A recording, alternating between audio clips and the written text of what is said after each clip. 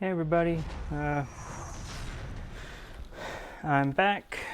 I know I haven't been, that it's been 5 days, pretty much a week since the last time I streamed. Oh no, it's been 6 days because I streamed on Thursday.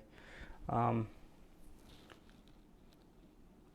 yeah, I haven't streamed in about a week, and that was because I was out of town for Labor Day to my grandparents' cabin and to celebrate my grandfather's 80th birthday. So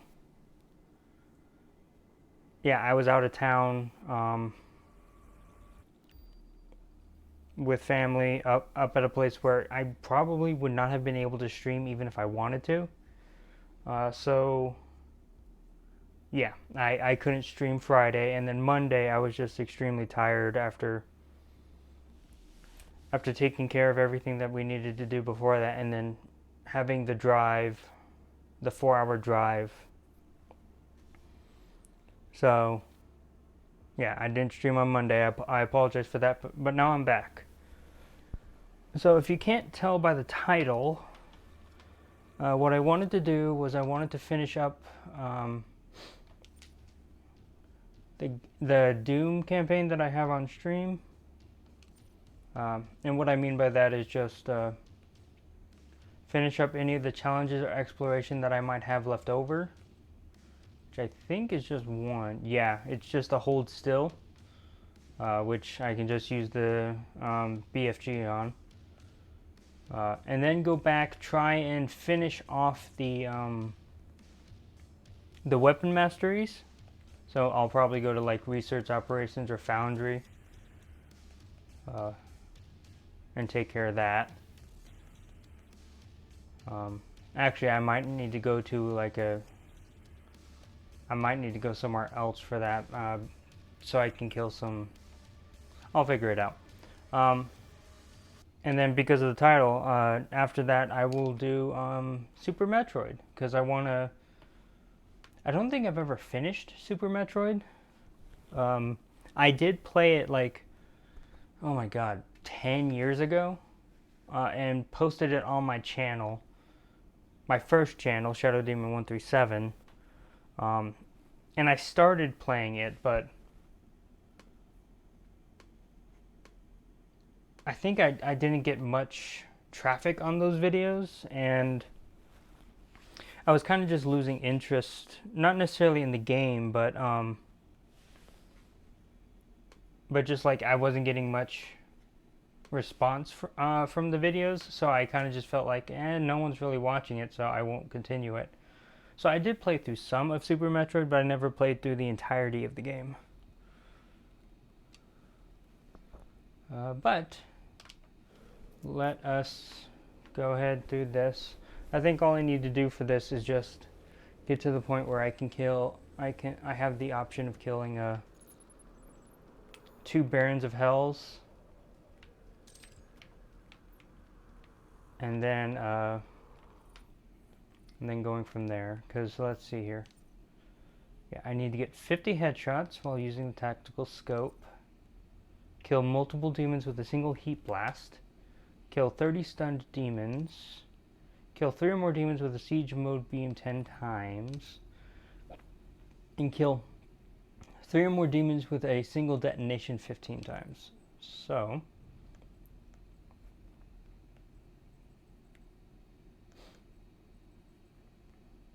yeah, not much in the way of weapon masteries that I really need to do. So, and then before I head off to Super Metroid, the other thing I wanted to do is, I also need to do this. Oh, that's gonna take a while, probably. Well, no, I guess, I don't know. But then what I wanted to do after that, and I promised this on Thursday, I wanted to read through all the codexes, because I don't really believe I've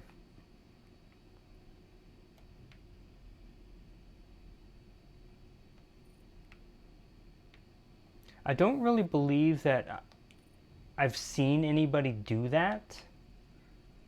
Like, a lot of the time people just play through the game and beat all the demons, get as many challenges and stuff, or secrets as they can, and then just kind of leave it at that. So I kind of just want to read through the codexes. One for me personally, so then I can learn more about this game. Well, I guess learn about the stuff that's in the game, and then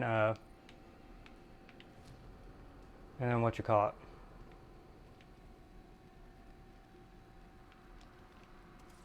And also just so then when I upload it to my my live stream channel, people can just watch this video and for the oh shit.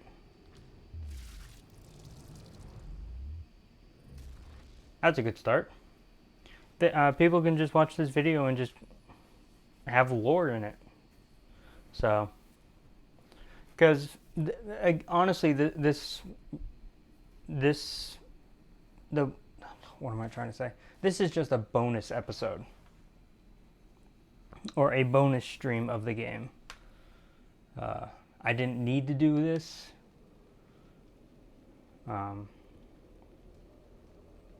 But I thought it would be cool to just read through all of the codexes, so that's what I shall be doing. Oh, don't jump off again.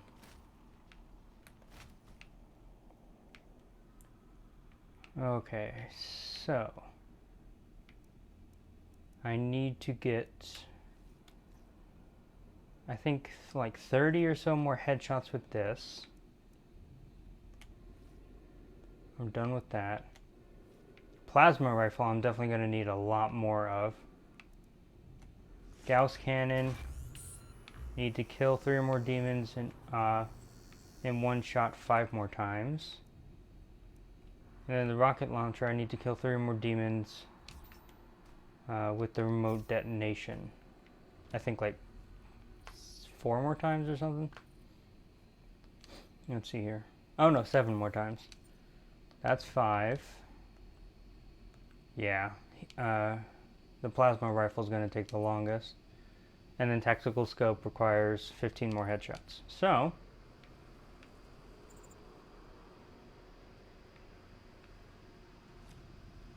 I think there's some imps that I can pick off over here.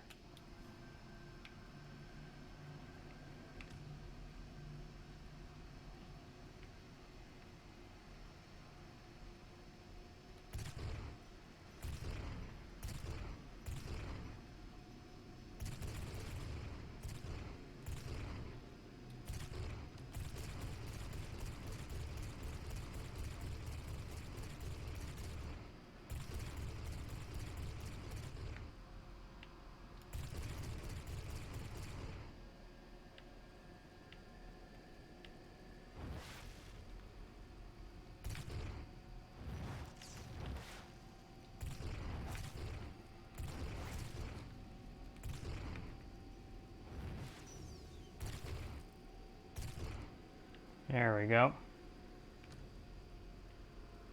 And I guess I killed the other one, so.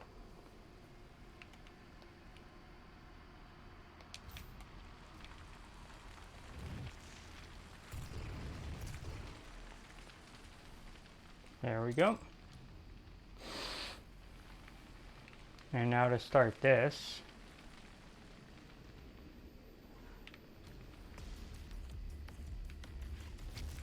Oh, geez.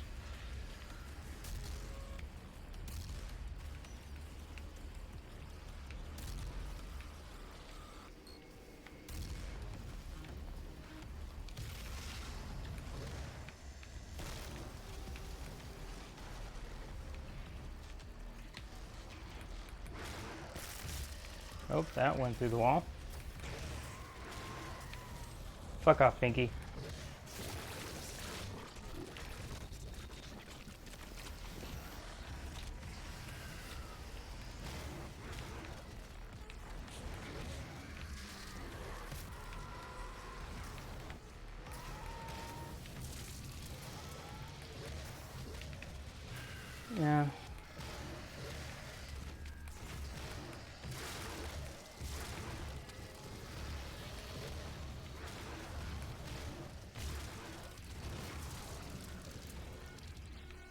That was pretty easy.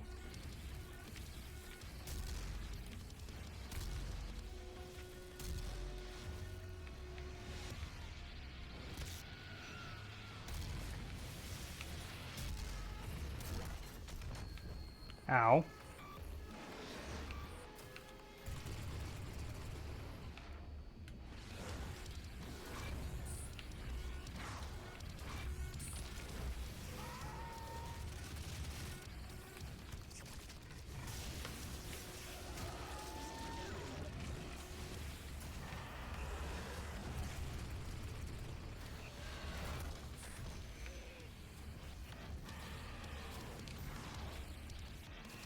I took a lot of damage there.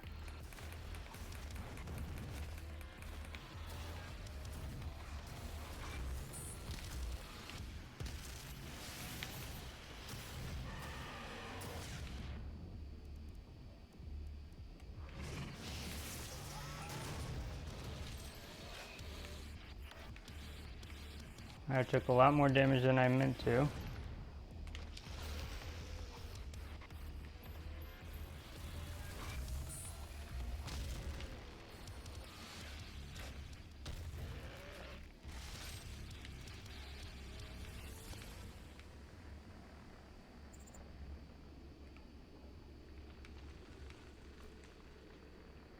Okay, so that's done.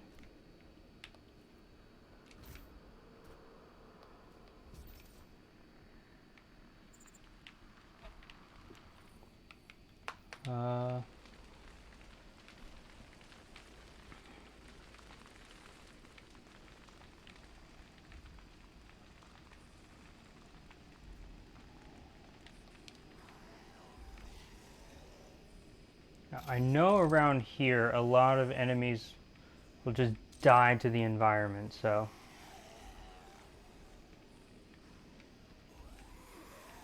Well, there's nothing around here. Except for this one. So... Go ahead and get that.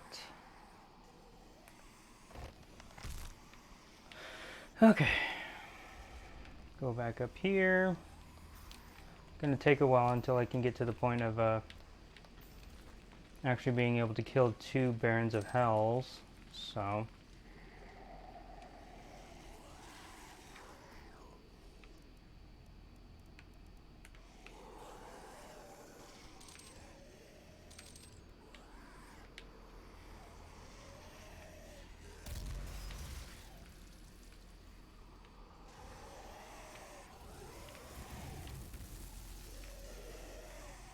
Really? Did I...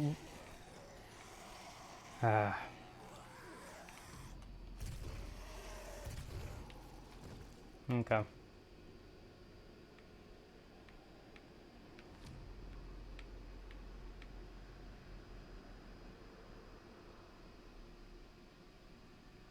I guess another place I could do is the, I think the Argent Facility? Ow.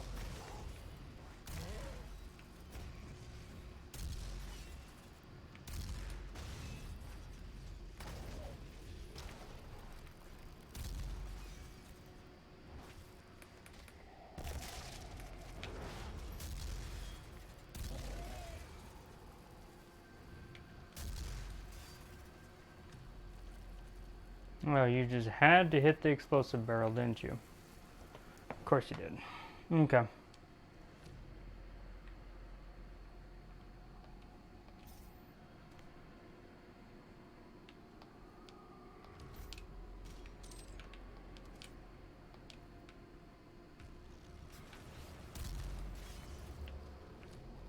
Yeah, I'm not dealing with you. Oh.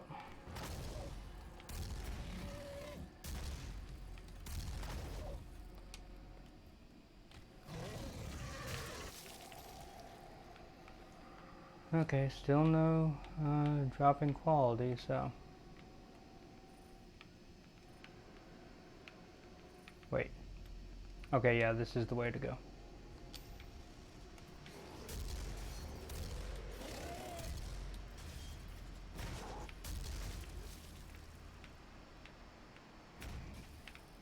Ow.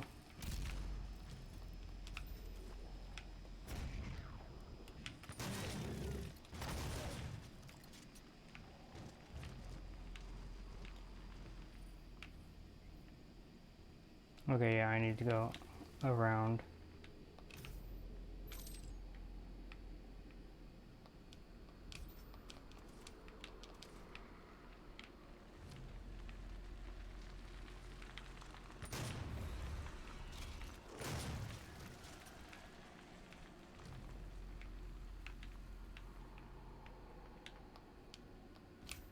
Okay.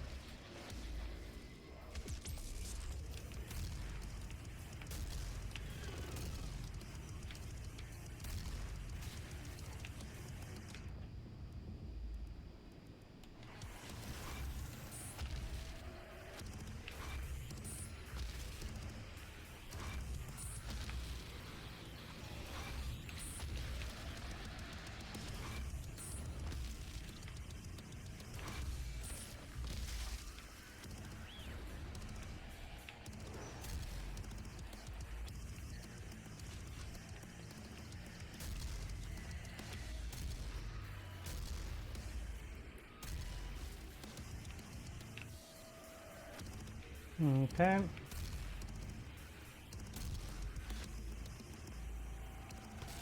Ow.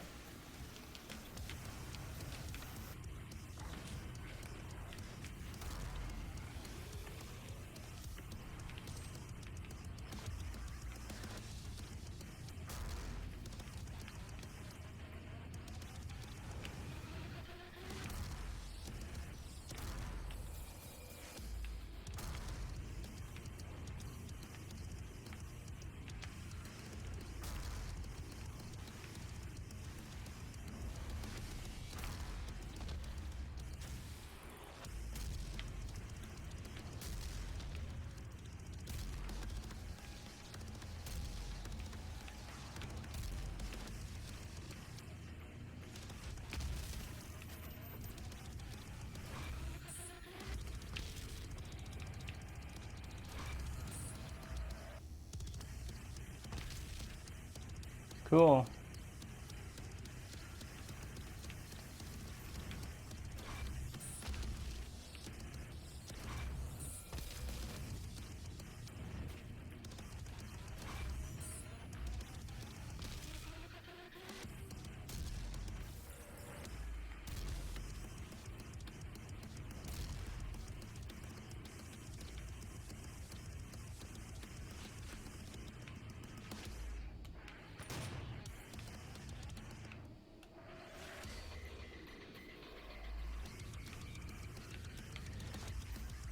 I could have sworn there's a Baron of Hell on this, on just this part. Maybe I'm wrong? I don't know.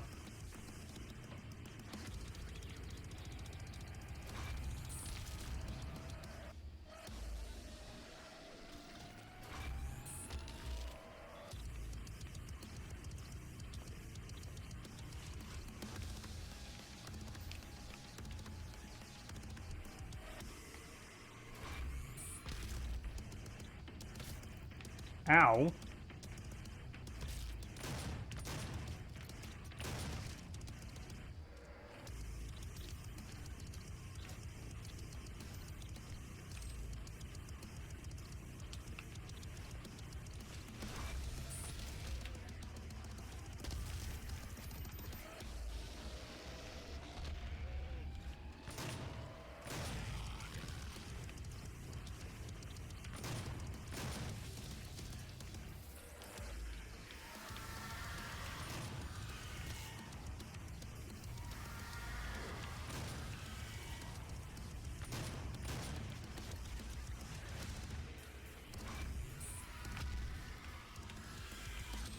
Man, if only there was an imp there.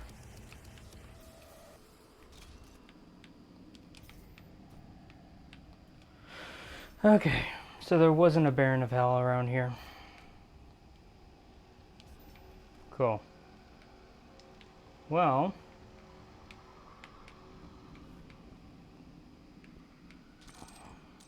go ahead and stock up.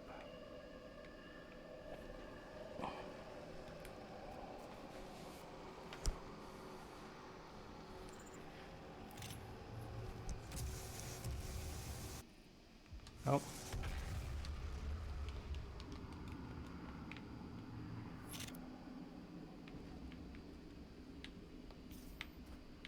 And I've already gotten all the secrets, so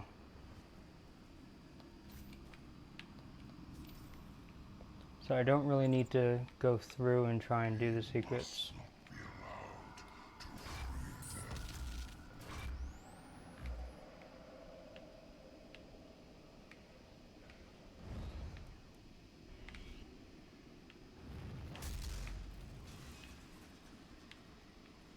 Okay, might as well just go ahead down here.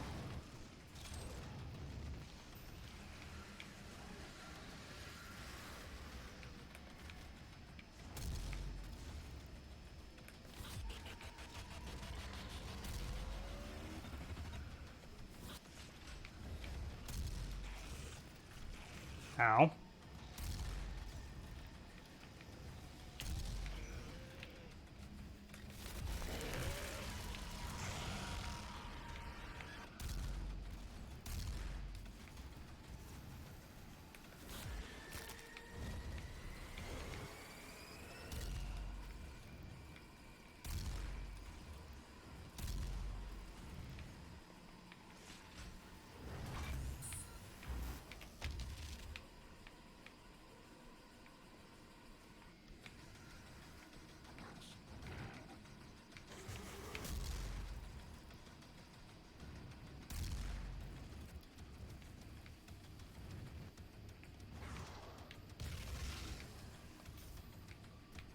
Go ahead and take care of this berserk.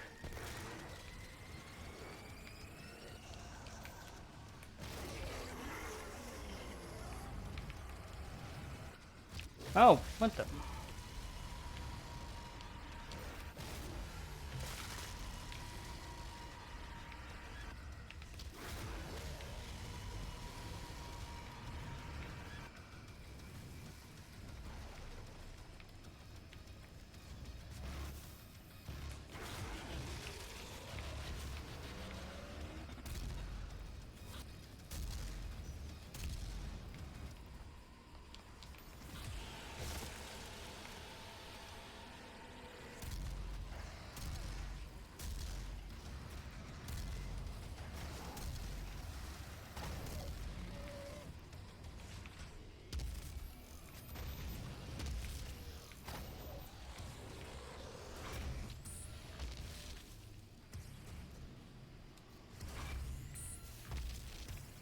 Ow, ow, ow, ow.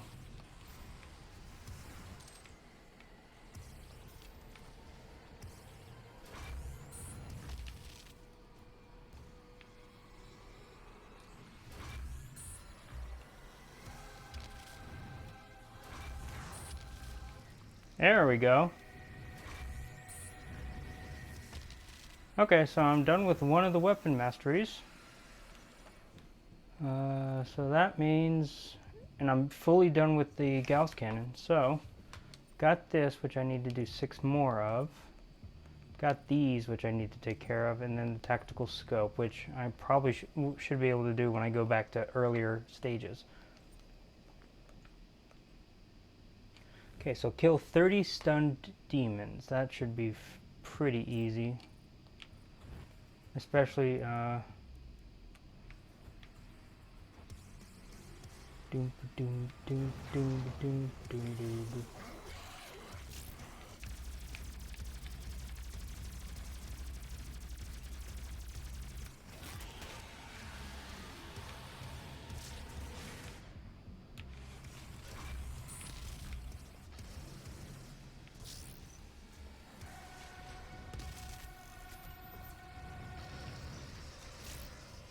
Oh, damn it, I keep missing.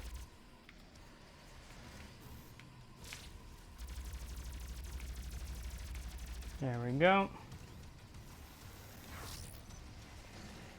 That was a little short.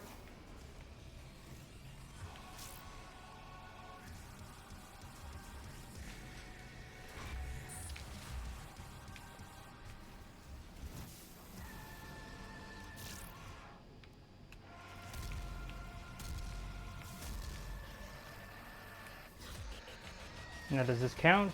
No, it does not.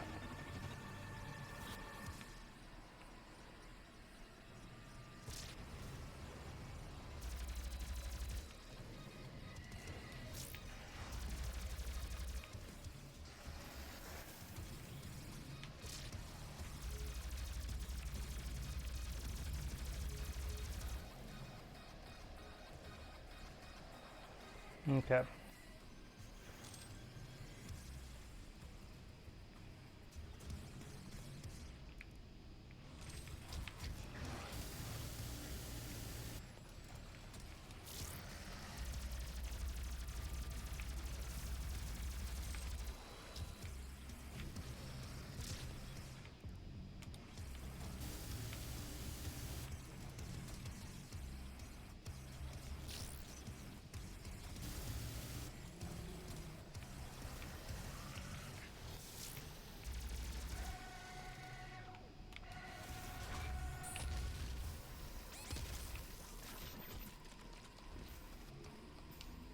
Oh, come on, get up.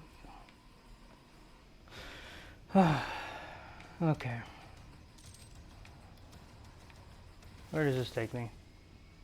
Oh. I need all that. Where am I? I missed that.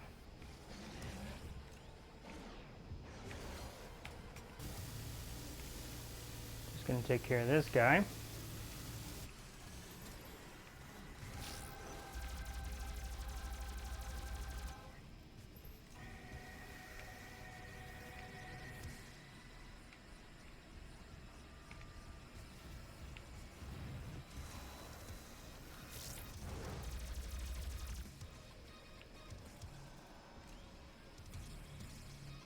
Doo-doo.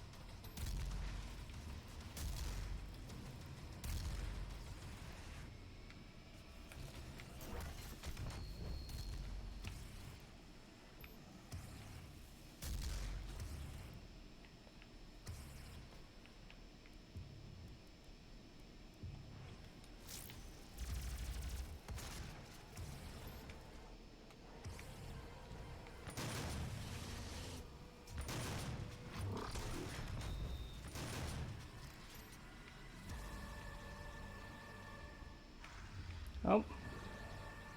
Now, are there two of you? Or is it just the one?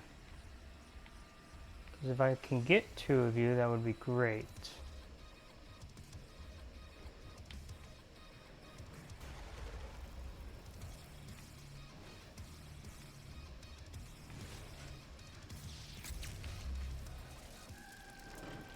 It was just one. Okay. Well, at the very least, I can get that.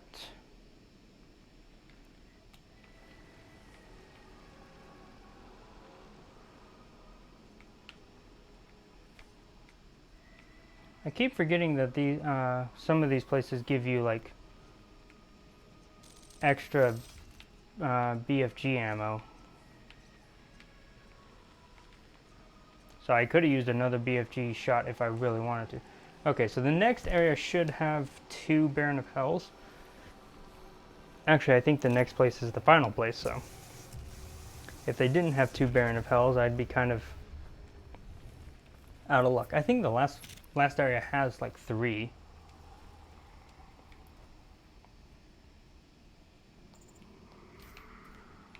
So I'm gonna go down, go out this way. And I don't really need to stop for anything because I already have all the secrets. Although, might be some, I think there's armor back here. Yes, cool. So now I have infinite ammo.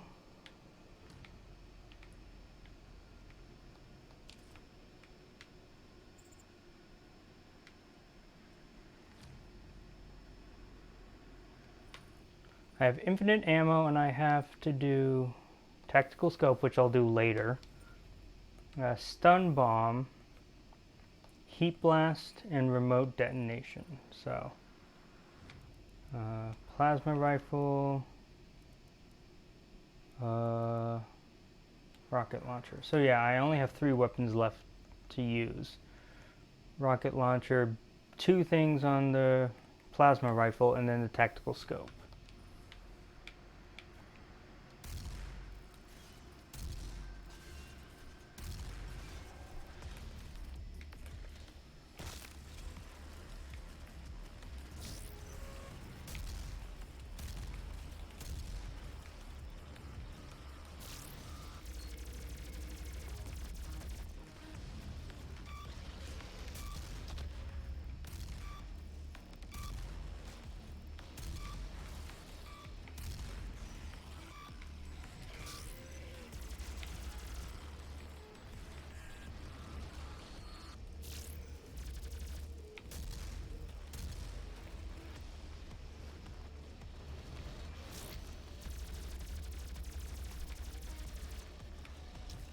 Ow. Ow. Damn pinkies.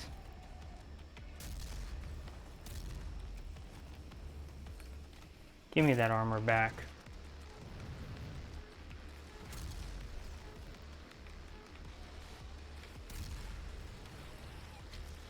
Ow.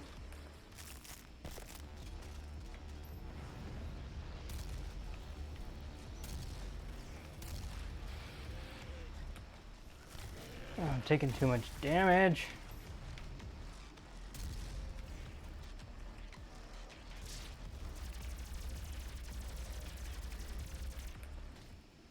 That didn't count.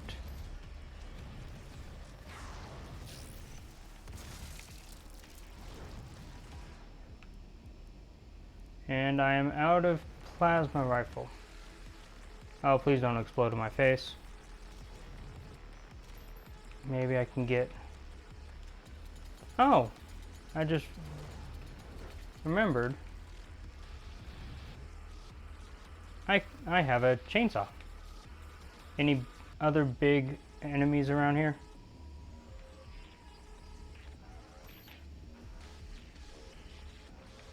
Or is it just the imps? I'll do it on an imp. Oh, of course.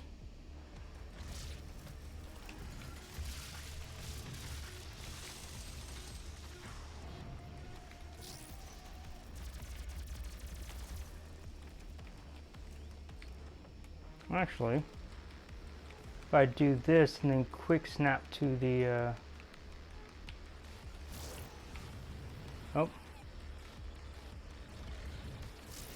oh, that is not what I meant to do.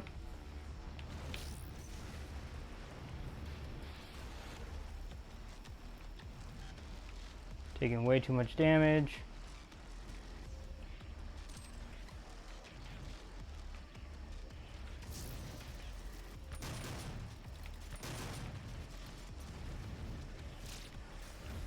Oh, come on, I overshot that.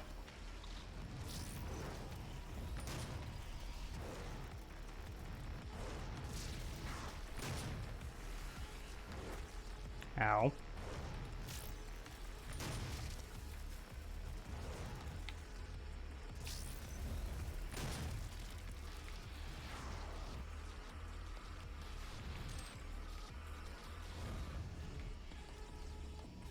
Come on. There we go.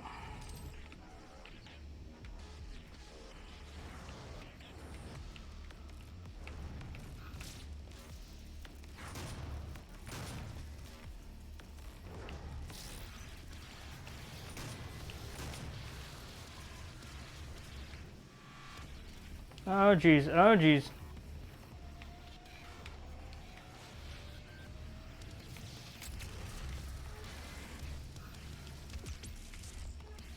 Okay.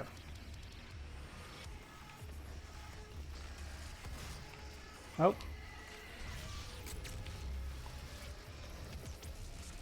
There we go.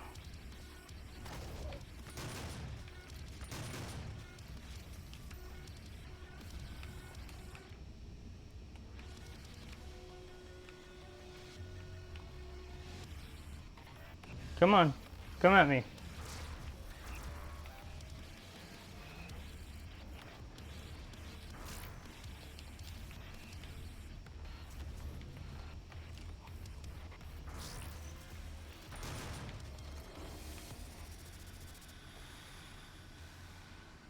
Is that all of it?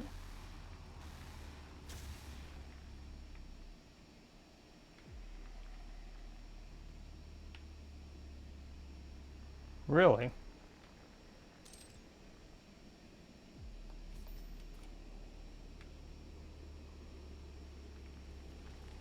Oh, I guess I was. Well, that is all the stuff that I need for this level. Yeah, so really isn't much else to do in here. So I will go back to the main menu. I've only been playing for about 40 minutes. And I feel like the reading through the codexes might take maybe 30 minutes to an hour, depending on how long they are. So let's go back into here.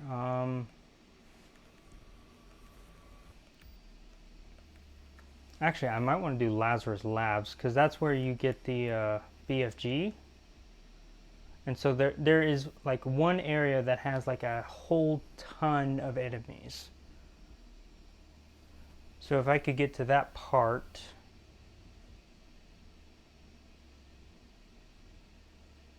Oh yeah, and then there's a whole bunch of places where yeah, I can just pick off some heads and all that. So yeah, I think I'll go to Lazarus Labs to try and finish off the weapon mastery. Then once I'm done with that, I might go back to the I'll go back to one of the levels, maybe the I think the third level. I don't know why, but the third level is kind of one of my favorites. The one with all the lava all around and all that. But yeah, after I master all the weapons, I will go to that level and I will just read off codexes until I'm done with the codexes, and then we'll switch off to Super Metroid. Sound good?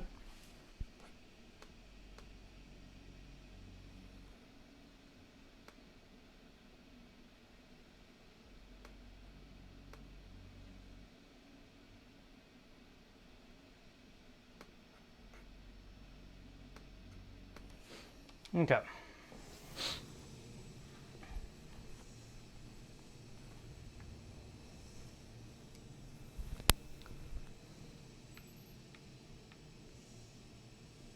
You'll find the Helix Stone in Olivia's private archival lab deep within this facility.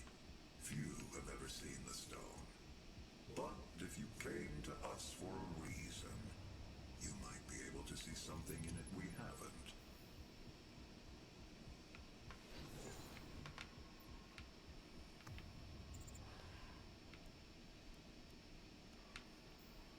Okay, so let's see here. I need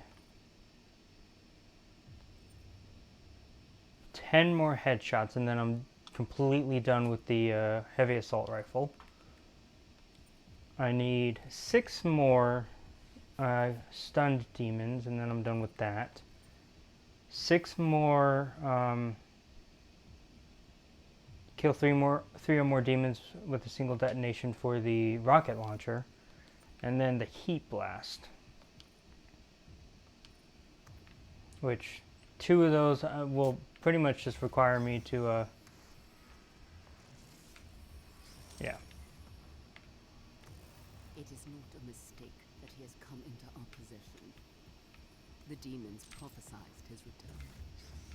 If he awakes, it could jeopardize the entire mission, for he is the only one who can stand against them. Yep. And I already have, and I've already killed you too. Attention to all Lazarus personnel. There will be an open forum to resolve any questions or concerns on the initiative to weaponize the demons.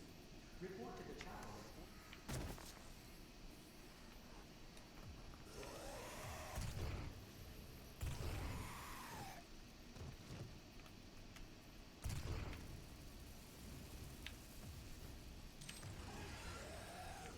Nope.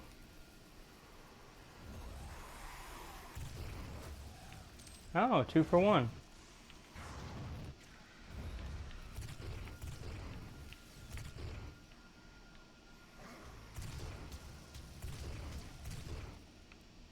I'm not dealing with you.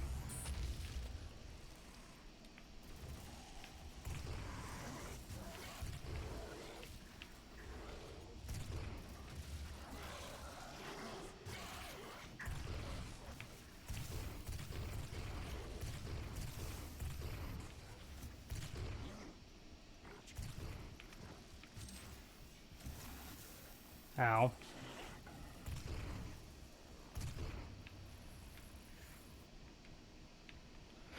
Okay, so 2 more headshots and then I'm done with that.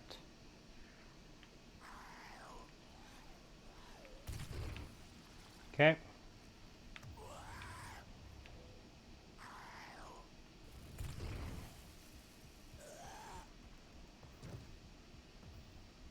Okay.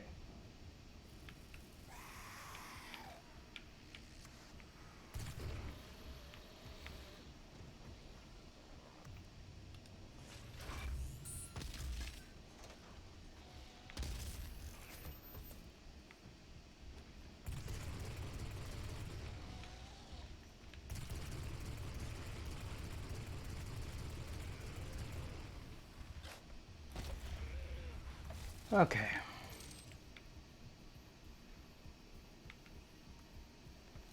So let's see here. I'm fully done with the tactical scope, or the assault rifle.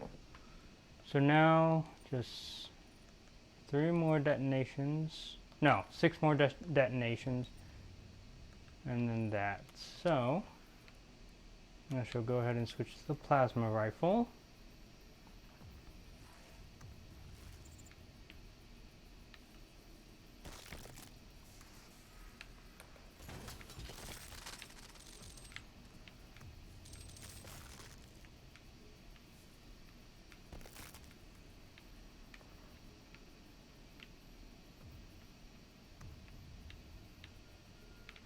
Yep.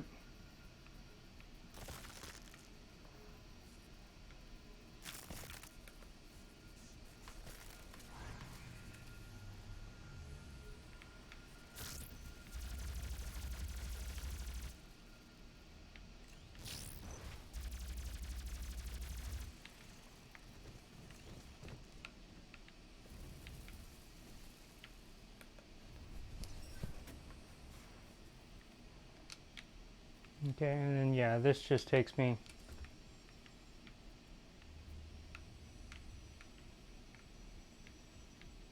Oh, I almost fell in there. That just takes me to the next room, but yeah, if I go around this way, I can get a free power-up. Demonic presence at unsafe level. Lockdown imminent.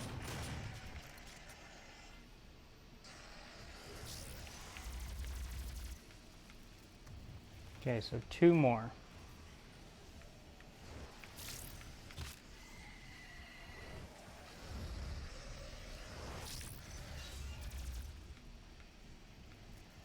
One more. And I'm done with this one. So,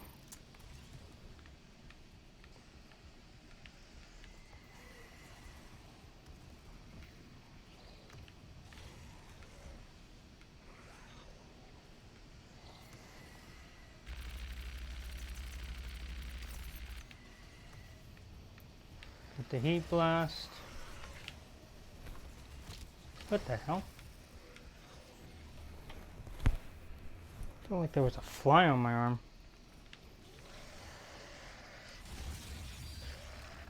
Oh, I missed one, didn't I? Damn it. Well. Go ahead and build this up again. Okay, it does stick.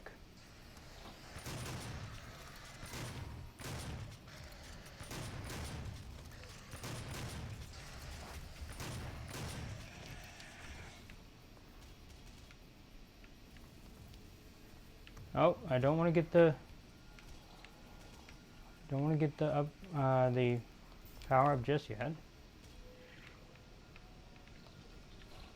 Oh, good thing I can't run out of ammo right now. Okay, so I need, nope, not the Gauss Cannon. I need the rocket launcher and I need the plasma rifle. So yeah, I only have 2 things left to do. 6 more demons, or kill 3 more demons with a single detonation 6 more times. And then kill multiple demons with a single heat blast 20 times. So let's go ahead.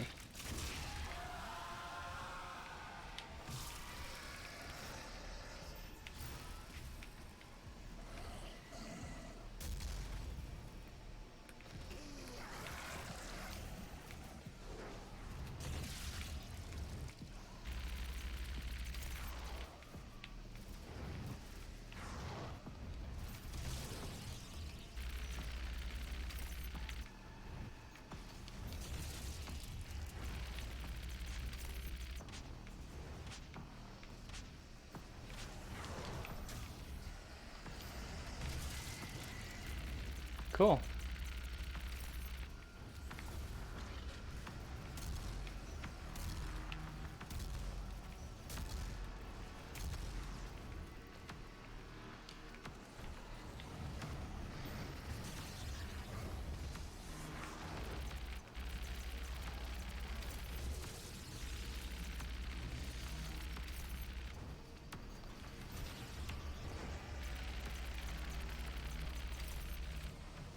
I'm just doing heat blast after heat blast.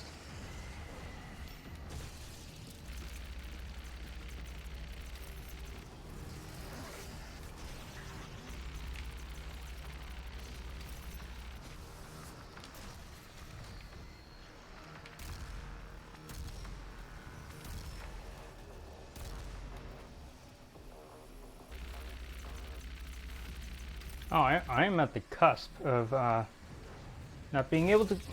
Oh man, I wasted that.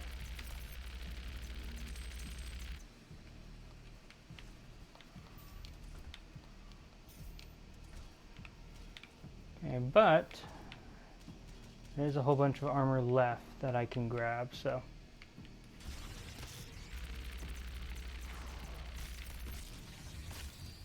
How did that not... What? Are you kidding me?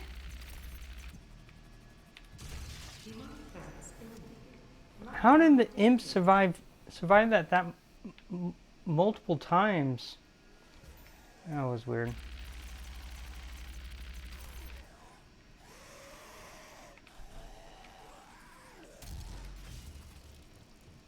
Oh, how did I not get that? Oh, no, I did. Okay, good.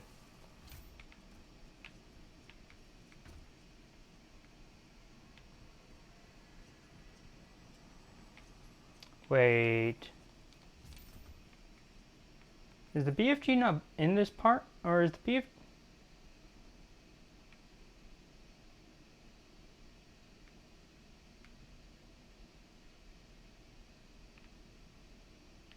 No, I think this is the place to get... Yeah, because there's the elevator, which goes down.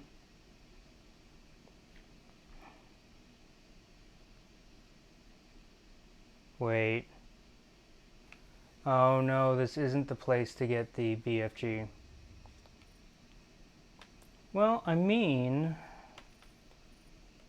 I am kind of almost done.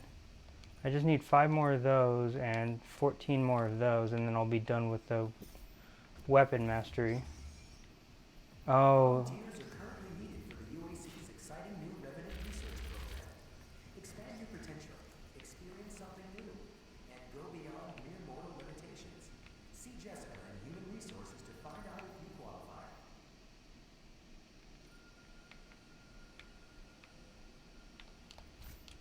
Alright, I need to go up that way if I want to get the secret, which I've already gotten it, but I can't remember if there was anything else in here. Yep, armor. Not enough to get me to the 75 to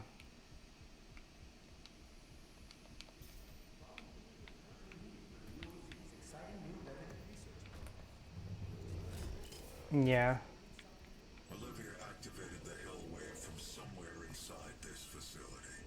I did hope she could rise above their influence. I was wrong. She proved to be weaker than I thought she'd be. Okay, there we go.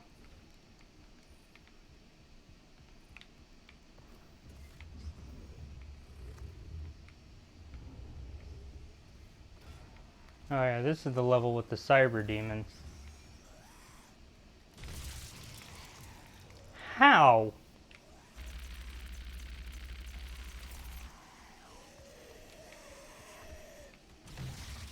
There.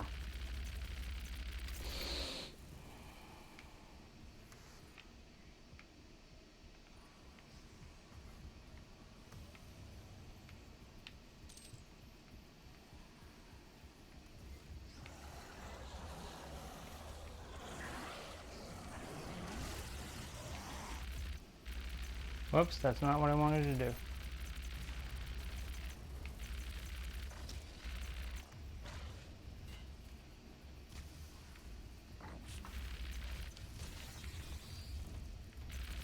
Oh, if you were just a little weaker.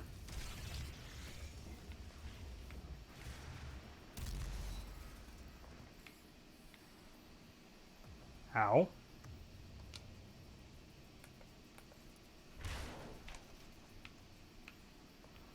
I don't think there's anything here, but...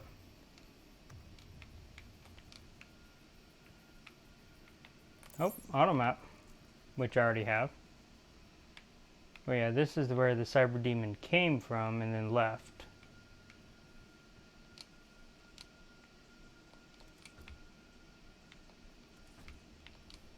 Yeah, I think the BFG was in the previous area, the destroyed Argent facility, I think.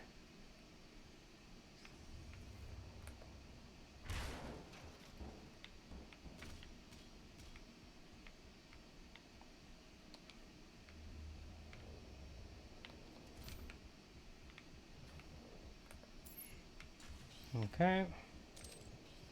Grab these. This is where the rune trial would be if you hadn't finished it.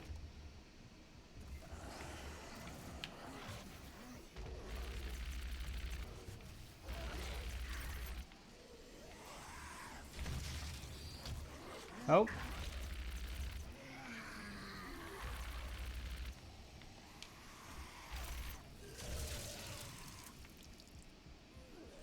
Are you kidding me?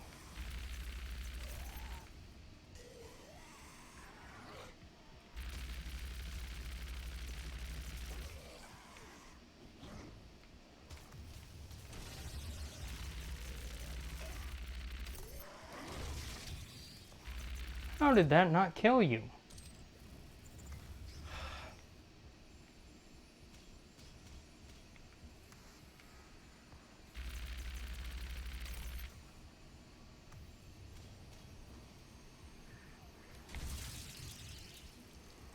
Again, how did that not kill you?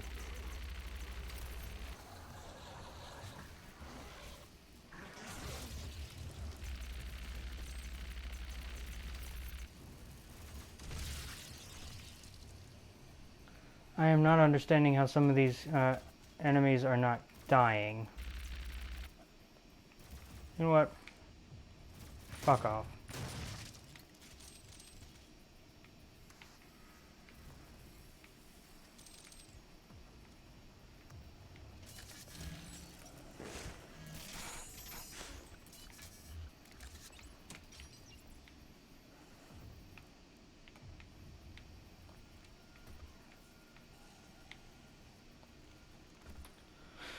Okay, so this is not the area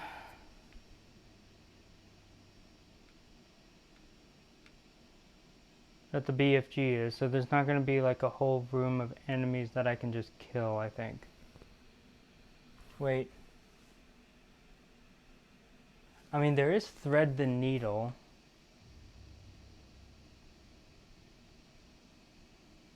But ultimately, I think... Well, no, because that one is near the end of the level. How much more do I need? 11 more of those and 5 more of those. You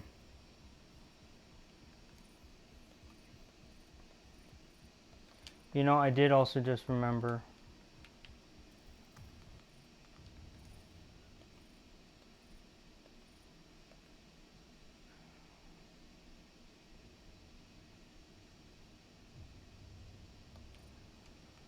Honestly, I think doing the first level might be the easier thing to do. First or second level. Because I do remember that in the first level there is like a demon nest towards the very beginning. So yeah.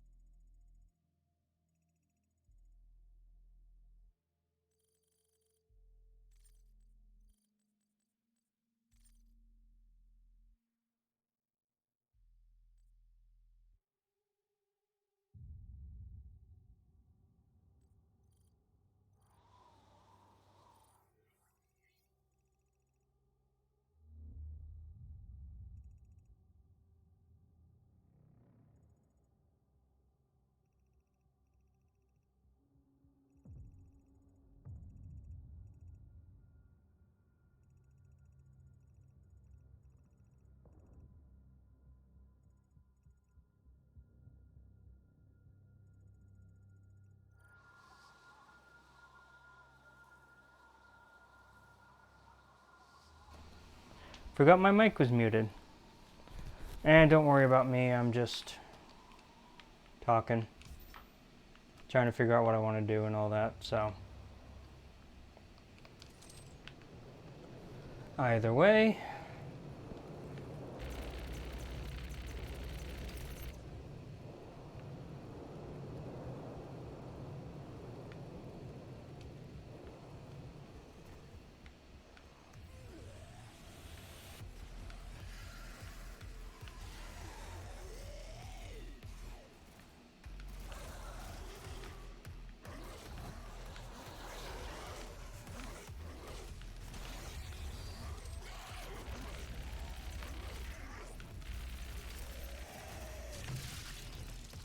Here we go.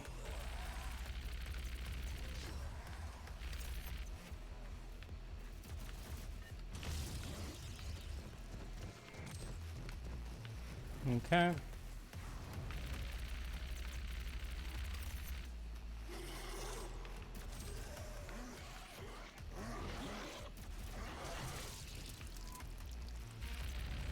How did that not kill the possessed?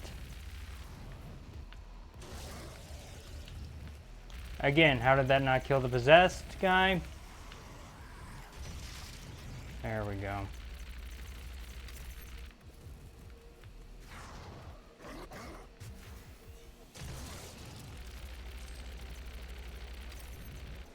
Yeah, and doing the stuff here means that I don't take as much damage, so I can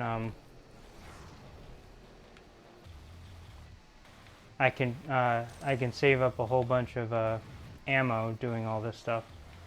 Okay, so possessed guy.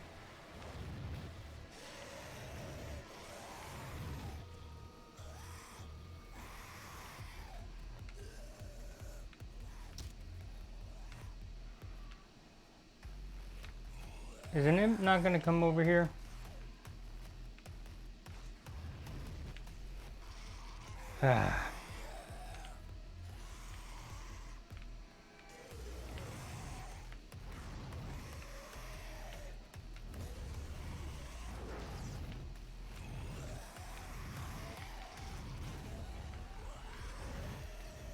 Is this before imps are super aggressive and just attack you whenever they get close?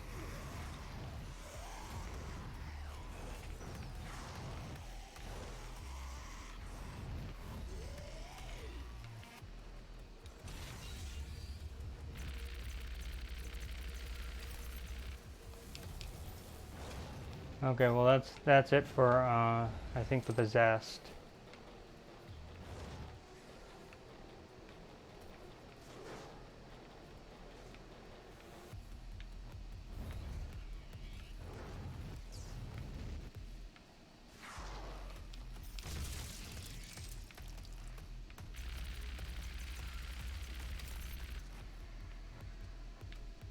You know, one of the problems of the imps is just that they'll run everywhere else.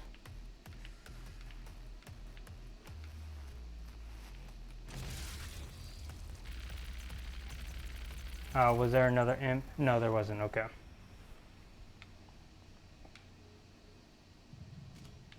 Okay. So, go around this way. The Foundry, that's what it's called. The Foundry, for some reason, is like one of my favorite levels in this game.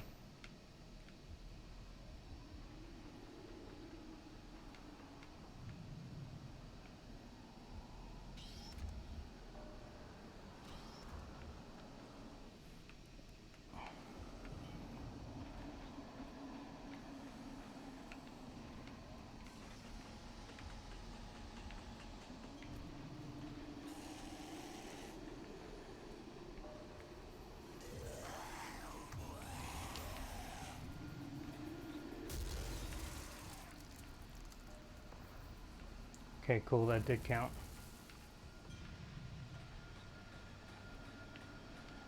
And yeah, there's one more possessed guy.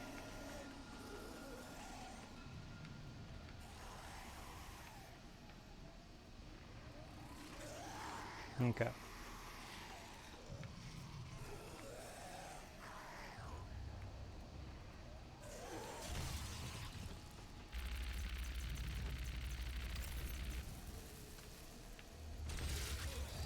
How did that...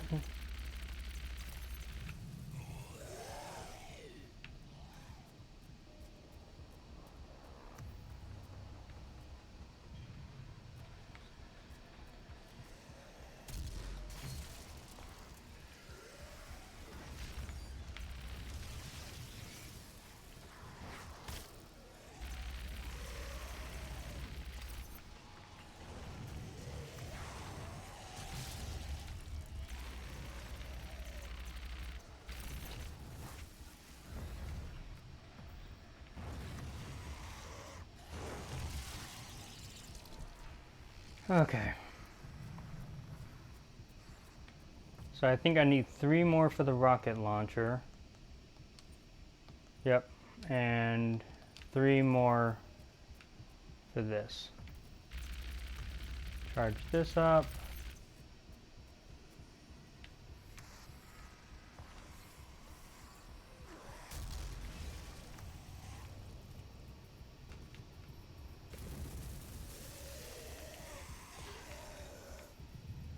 Please tell me there's another one of you. Is there really not? Ugh. Just die. And download the auto map. Why not?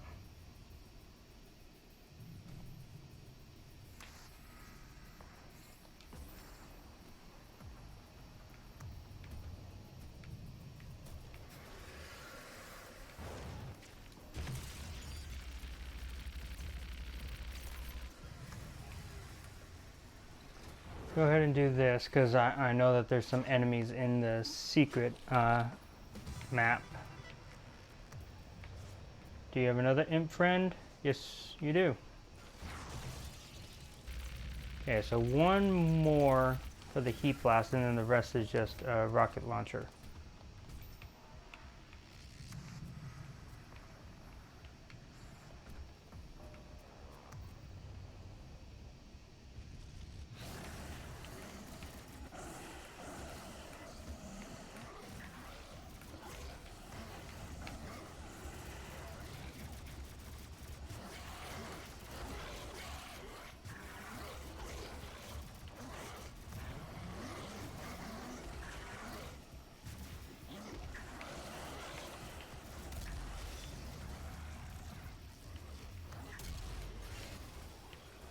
Ah, damn it.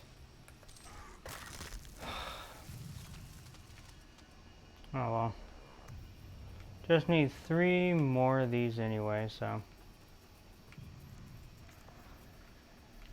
Oh, I'm also almost out of bullet.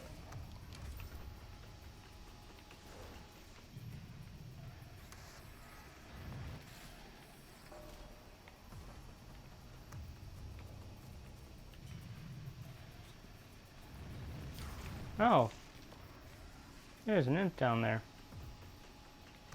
Does it have a buddy?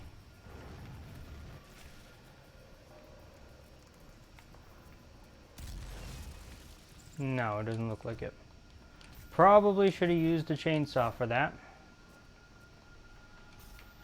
I'm stupid.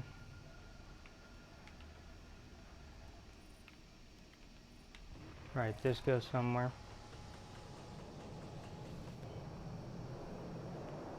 And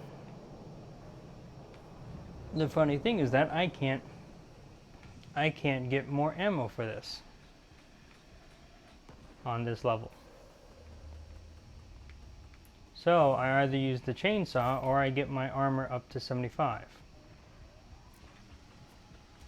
Which I guess I just did.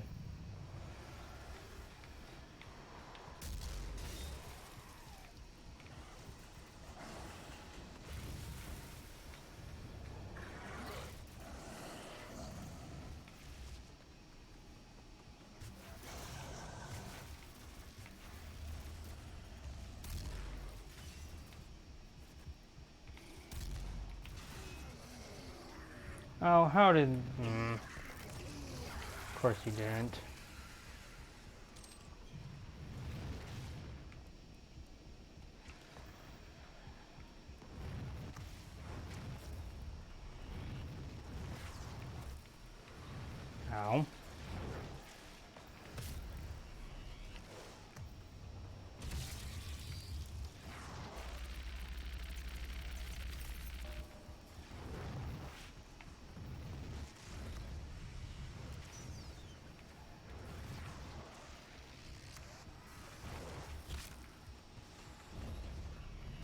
Come on, you damn imp.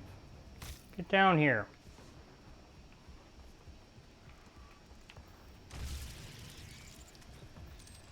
Okay. So now I am done with the heat blast,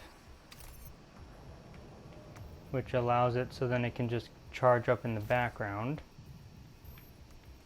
which is cool and all, but not really helpful since I'm almost done with this game anyway.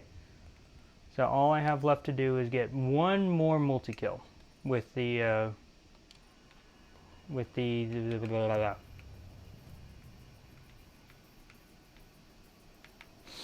rocket launcher. That's what it's called.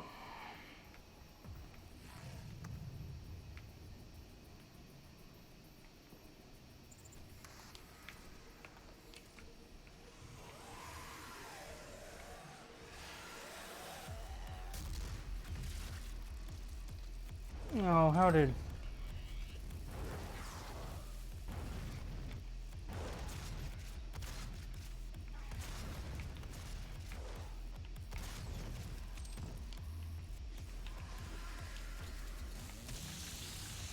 Just so I can get more rocket launcher ammo.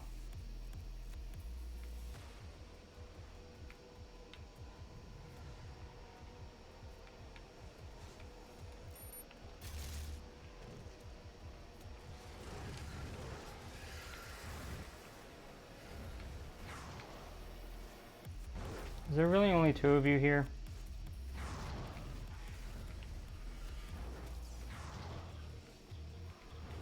Yep, looks like it.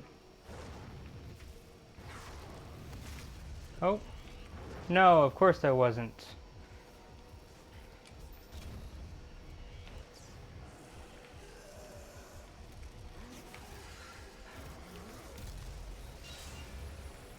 I think that should do it. Yep.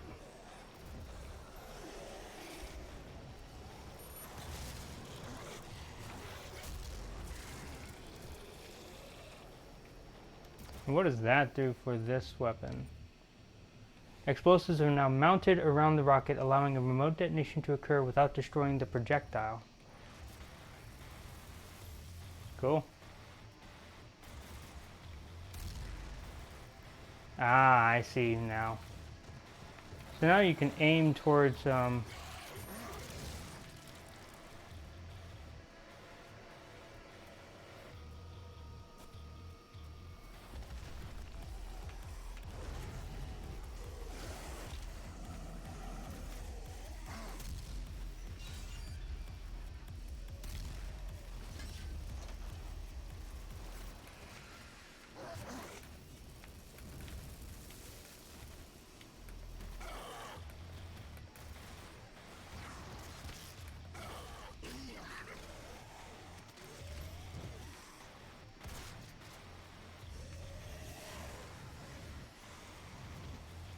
just to make sure. Yeah, the only other thing that I have is saving throw 1, which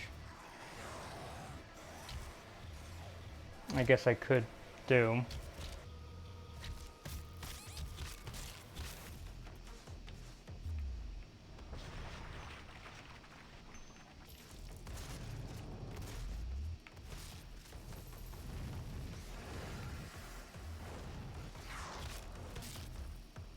Yeah, I'll just do this real quick. Yeah, it'll just require dying 10 times. Actually, I guess it wouldn't necessarily need me to take 10 times because I could just switch to a... Actually, I wonder. If I were to do like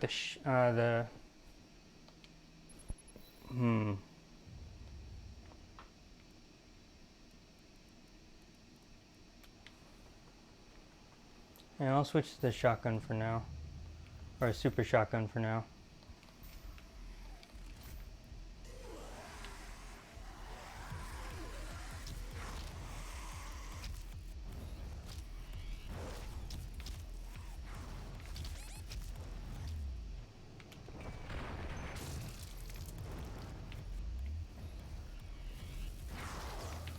Oh, actually.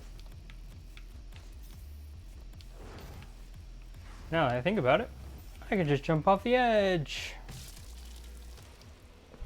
And just save some time doing this. So actually this won't be as painstaking as I originally thought it would be.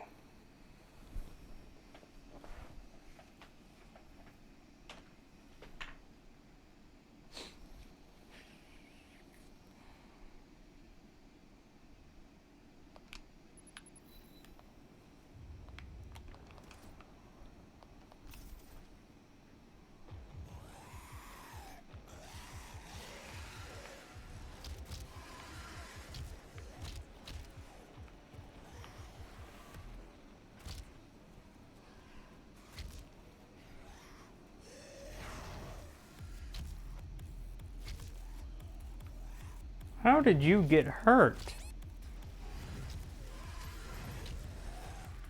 Kidding me?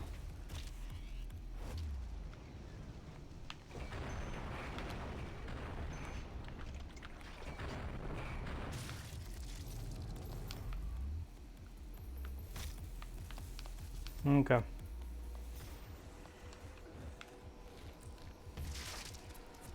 Probably need to die 3 more times at least.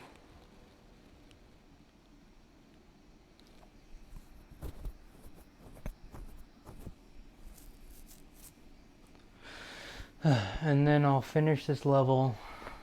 Ooh.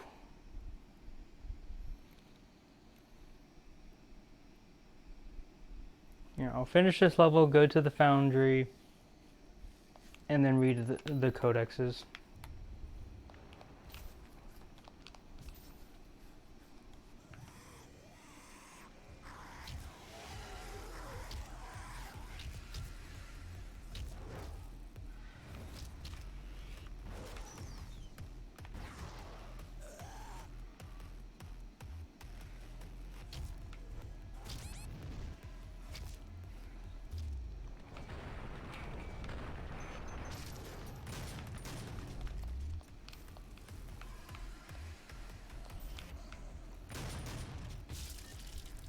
Okay.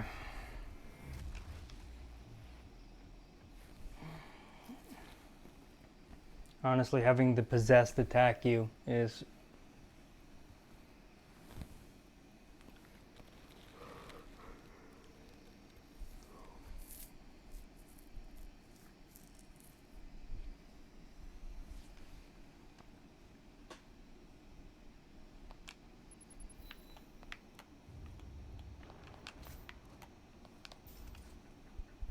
yeah, I want a one-shot. I want an assured one-shot, one kill.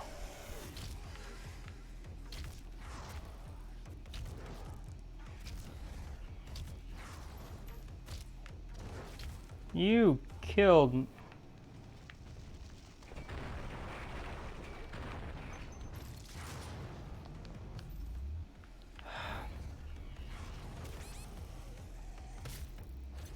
Yeah. Problem with having those two repossess, or those possessed to take me out, is just that they kill each other so easily.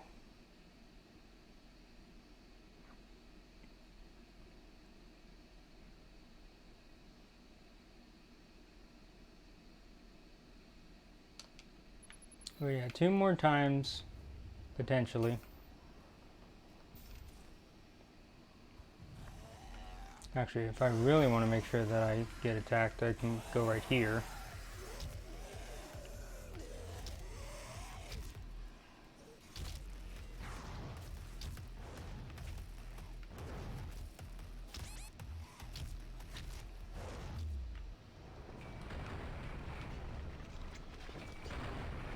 There we go. So I'm actually done.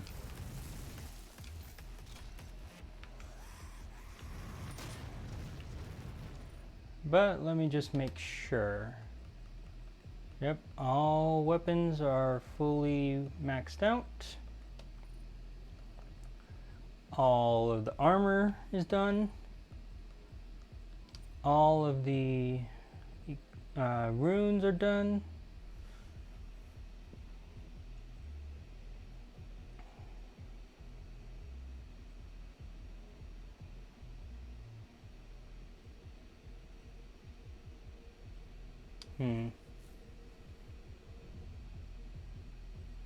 Ooh, BFG ammo.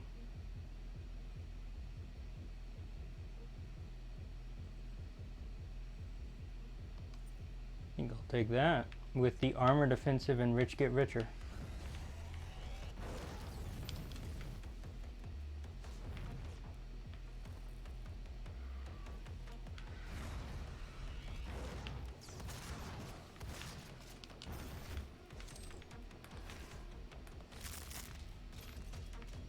Give me some armor.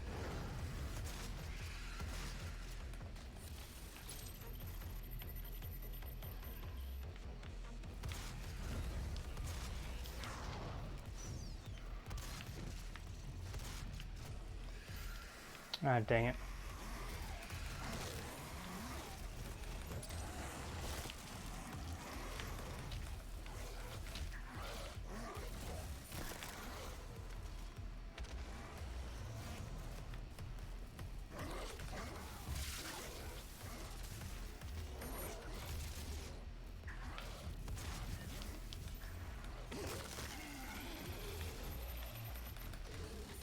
I am not getting any armor from any of this, because I keep getting hit.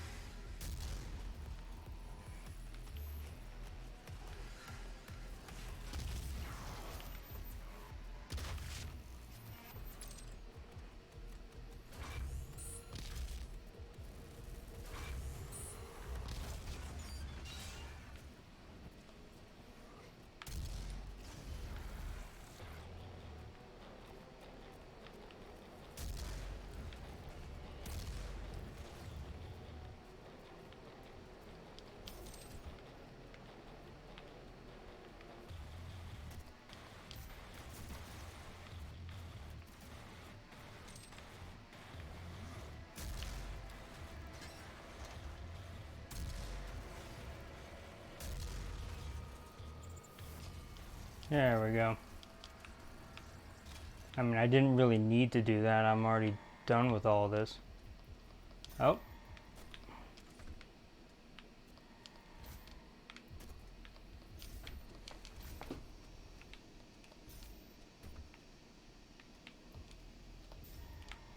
Oh yeah, I'm supposed to only be able to do this area with just one jump, so there we go.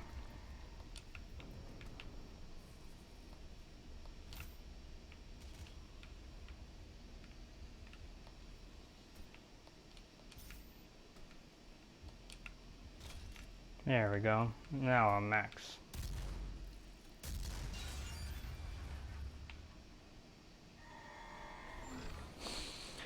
Okay, so finish off this level, go to the Foundry.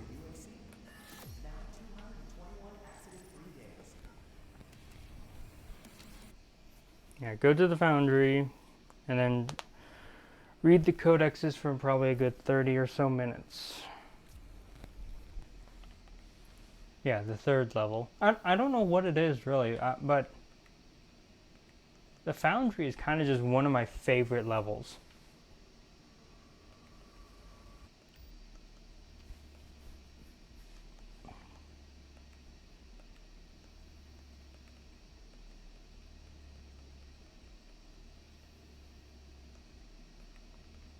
Yeah, and I've got everything. Everything is maxed out.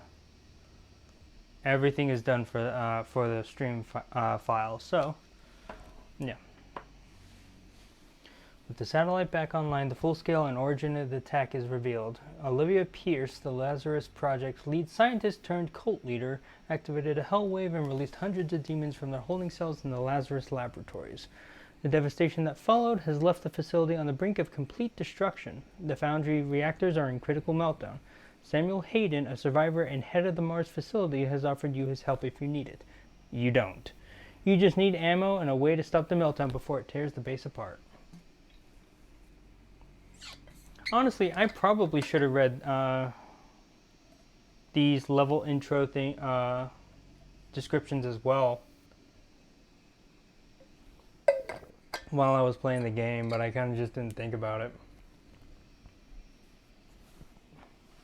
Access denied.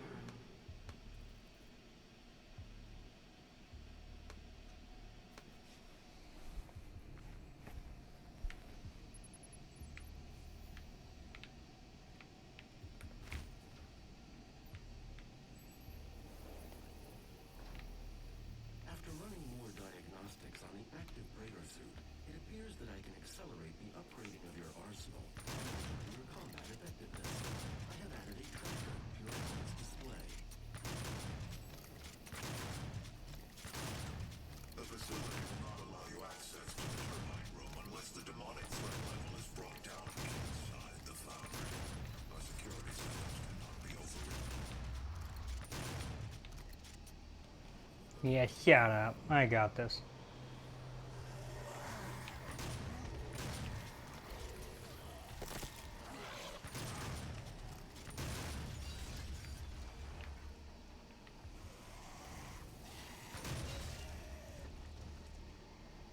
There we go.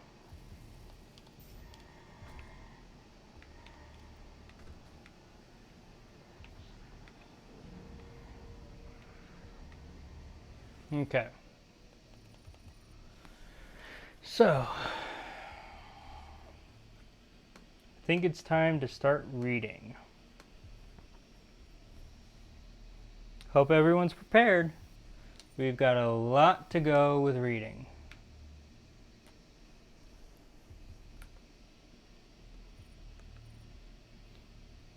Okay. So, the UAC, a brief history.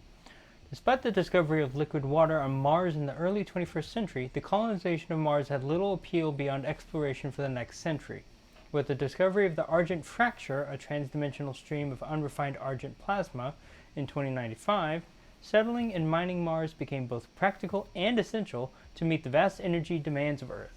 However, the need for atmospheric conversion and terraforming of the Red Planet was a task that seemed insurmountable to all but one corporation, the UAC. Through their diligent dedication to technological advancement and forward thinking, an outpost was established in MTC 2096 to extract Argent plasma from the fracture.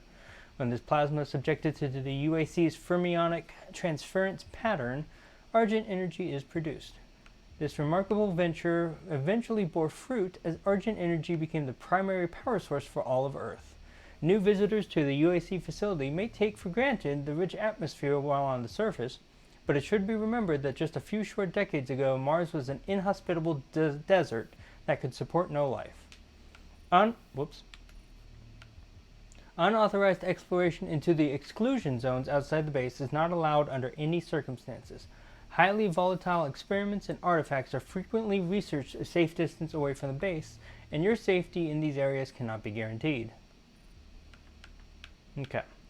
New advocates, welcome to the UAC. This guidebook will serve as your personal guide to fitting in at the Argent facility on Mars. Your devotion to the UAC's mission is the foundation on which we will achieve the establishment of a new paradigm to move humanity forward into the future. Tier 1 advocates may take some time to adjust to life on Mars, but with faith and dedication, you can look forward to a long and fruitful career as you work towards full induction. Your transition to Tier 2 status will be judged upon your actions here. Make a good impression, new advocate. This guide will update automatically as you access new areas of the facility. Expect more helpful hints into the UAC way of life, and as we say here on Mars, power from the people. Okay, so that's the UAC. The Resource Operations Center, referred to as Res Ops, was one of the first facilities constructed at the Mars base after the discovery of the Argent Fracture.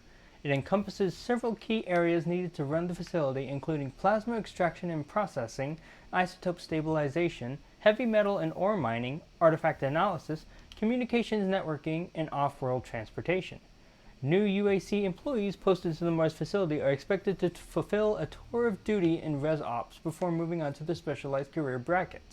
Security Clearance Level 1 allows access to all areas of Res Ops, excluding the Vega networking hubs and some satellite control centers. For access to these locations, new advocates must submit a Delta Q Delta form to the Departmental Enforcer. Ooh, this one's going to be a good long one. And in that vision they saw the future, bold and powerful, and the many worked as one to bring the new order. What better words to inspire you as you set about initiating yourself into the UAC? Those who came before you and those you serve with all operate. Oh wait. Those who came before you and those you serve with all operate with the same goal in mind, the development of a new dawn for mankind. It is by this principle of teamwork that we will elevate ourselves to the next plane of existence. If you have any new suggestions to improve the work environment while working your tenure in Res Ops, please submit suggestion form WAD-E1M4 to your command controller. However, it is imperative that you learn to accept the things you can't change and follow the path that has been laid out for you. Your service in Res Ops is a test of your devotion to the cause. Should you be asked to submit yourself to an interrogation program or experimental treatment, you are expected to comply without question. If a fellow advocate asks you to engage in a dedication ceremony, say yes. If you see an advocate doubting their role at the UAC, bring it to the attention of an enforcer so that they may receive the help they need. Don't be selfish. Tier 2 is for everyone. Alright, now for the Foundry. The Foundry, an extension wing of Resource Operations, the first Mars outpost, processes all of the heavy elements mined from the outlying Martian landscape and from around the original location of the Argent Fracture. Refining Argent plasma requires a large amount of transitional metals and noble gases, so a central location that can be systemically cleansed and decontaminated is required to keep Argent energy production at maximum efficiency. As such, this area is considered a high-risk area, and all UAC employees are subject to regular med checks to ensure their production capabilities are not degraded by the environment. Industrial accident-related deaths in the Foundry dropped dramatically in MTC 2146, thanks to the implementation of new UAC safety protocols where employees exposed to dangerous materials are immediately sent to the Lazarus Labs for cleansing, re-education, and where possible, reintegration. As a result of this protocol, officially reported deaths have dropped to negligible amounts. Congratulations, new advocate! If you are reading this message, then you have been promoted to the Foundry Resource Team. If you were volunteered for the service, you are joining an elite band of the Tier 1 advocates whose work and dedication keeps our mission running on all cylinders.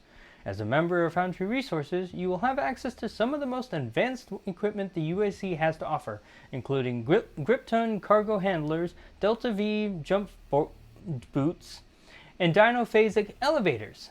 New members might want to consider applying for an exclusive team tattoo upon joining as a sign of faith in our science. Team tattoos are a mark of your tireless work at the UAC and can be requested by signing up for any of the Lazarus Wave case studies. Please contact the Tier 3 Advanced Weaponry Technician to fill in your application for a pentagram brand today.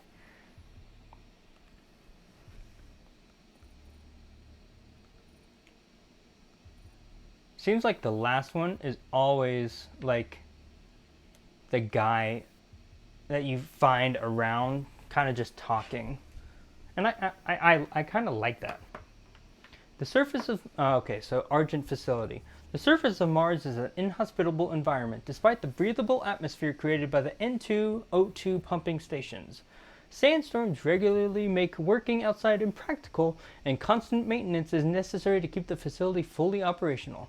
During adverse weather conditions, exterior work is limited to essential activities such as Argent Tower feed control, interdepartmental transport, cargo handling, emergency access, and level 2 hazard events such as Argent meltdowns or bioepidemics.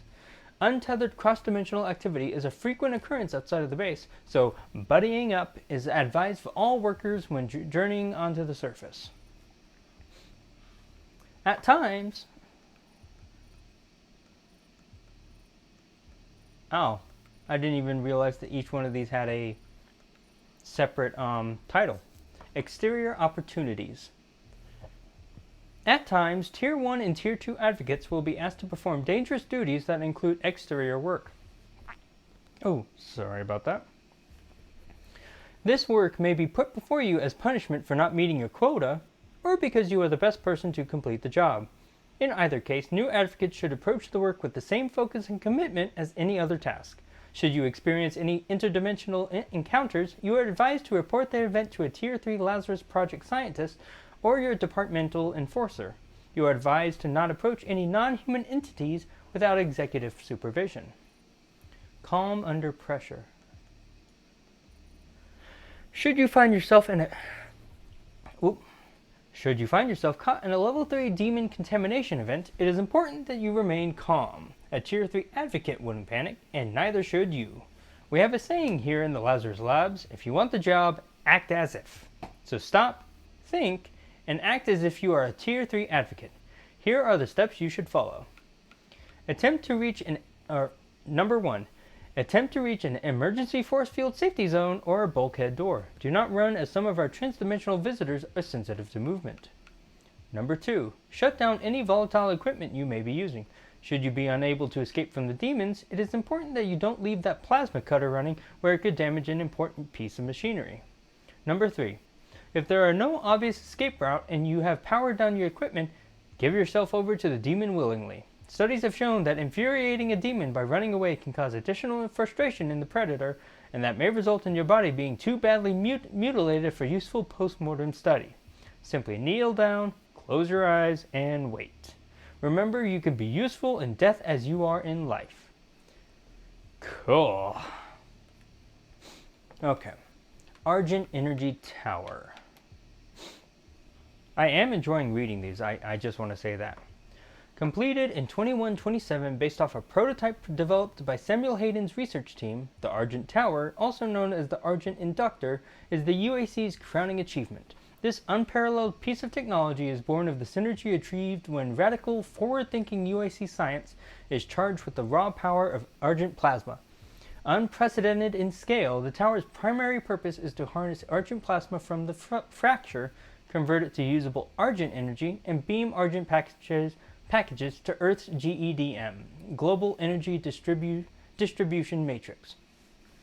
It is based off of Gauss Cannon designs, first prototyped in the late 20th century, although details regarding the inner workings of the tower are a closely guarded secret. The concept of using a Gauss Cannon designed to launch energy packets had not even been theorized prior to the discovery of the fracture, but the technology developed at a miraculous rate soon after. The phenomenal growth of this new tech has led to some speculation that the Argent Tower is actually based off of a design discovered in the artifacts that were found dispersed around the site of the fracture. Tier 2 Manifest. As a Tier 2 advocate, you have already proven yourself dedicated to the UAC's mission. The Argent Tower is a monument to that dedication. It is the center of our universe. It is our triumphal arc. It is the gate that marks the path to our future. As such, it must be cared for with reverence and devotion, as if it were your own child.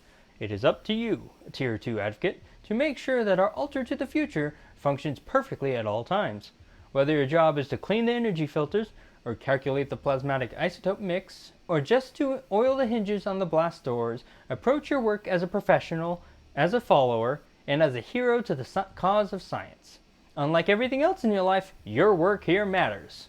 And remember, from within it flows the power, and the power must always flow. You have been warned. Okay, Kattinger Sanctum. The Blood Keep, also referred to as the Kattinger Sanctum, is a sprawling network of tunnels, catacombs, and temples that connect the wasteland umbral plains to the Great Steppe. It is believed that this area serves as a place of worship and vilification, as both hero and enemy can be found buried in tombs throughout the region. The area is inhabited by all manners of demons, including the possessed, the unwilling, lost souls, hell knights, and other non-classified creatures. The Project Lazarus manned expedition, MTC 2145 to 128, or 2145-128, uncovered one tomb of particular interest. The temple was adorned with powerful holding runes and unique relics. Despite the complete loss of human life on the expedition, the relics were successfully returned by scout bots to the Lazarus Labs for processing and study.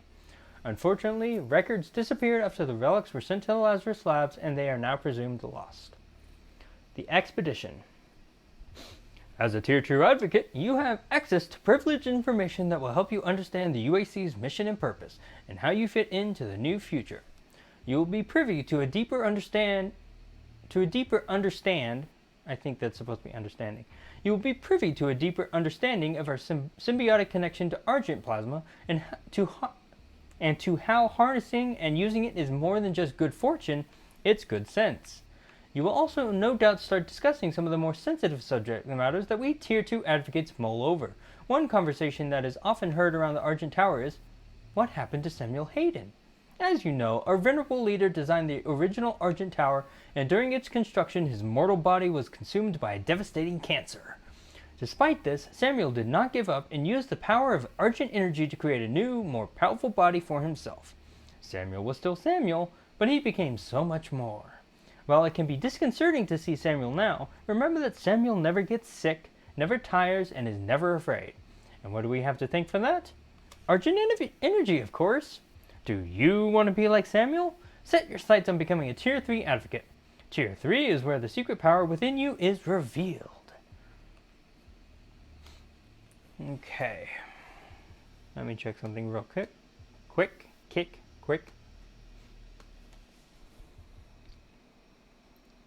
Okay. Advanced Research Complex. Construction of the Advanced Research Complex was completed at MTC 2136.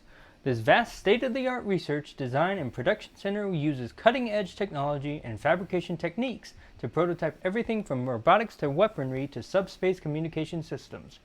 The building security, life support, and day-to-day operations are almost entirely managed by Vega, the Argent facility's in-house artificial intelligence mainframe. Due to the highly sensitive nature of the research being conducted at the Ark, the entire superstructure is essentially a Faraday cage to prevent any unauthorized communication beyond its walls. The Ark is the birthplace of several breakthrough study fields, including BFG development, teleportation research, and cybernetic augmentation. This bastion of advanced thought attracts the brightest minds in the scientific community and is considered humanity's brain trust. Tier 3 Manifest. Ooh, another manifest. Welcome, Tier 3 advocates. You have elevated yourself to the next level of thinking. Your previous notions have been cleansed by science, and you see things as they truly are. The true power of Argent energy, under the stewardship of the UAC, will drive us into the next age of mankind. No more secrets, no more hiding. Your journey towards the final tier begins now. Our understanding of pan-dimensional existence grows each day. As we begin to realize the true power that flows from hell, we are changed into something much greater than we ever thought possible. Your life as a Tier 3 advocate is more than just the work you perform. Spiritual understanding of who we are and what we are meant to be, or what we are meant to become, grows with each artifact you catalog, each weapon you prototype, and each heretic you convert. The fear of hell is seen for what it really is, false emotions appearing real. You have opened your mind. Okay, Lazarus Labs. The Lazarus Labs is a subdivision of the Advanced Research Complex and is only accessible at the highest clearance levels. Located deep underground to prevent infiltration or exfiltration, the Lazarus Labs are home to the longest serving and most dedicated UAC staff. Information regarding the Lazarus Project is hard to come by, as its members are highly secretive and well disciplined.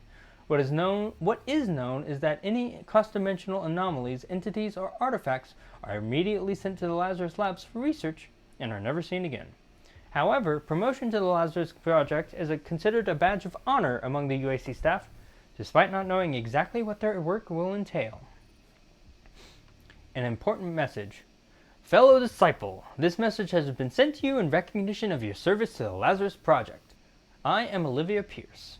You have been granted the highest level of clearance we allow at the Lazarus Project, and as such you are expected to partake in all rituals, sacrifices, and vivisection programs, both demon and human, as requested, whether as a practitioner of the dark arts or as a patient of a cleansing.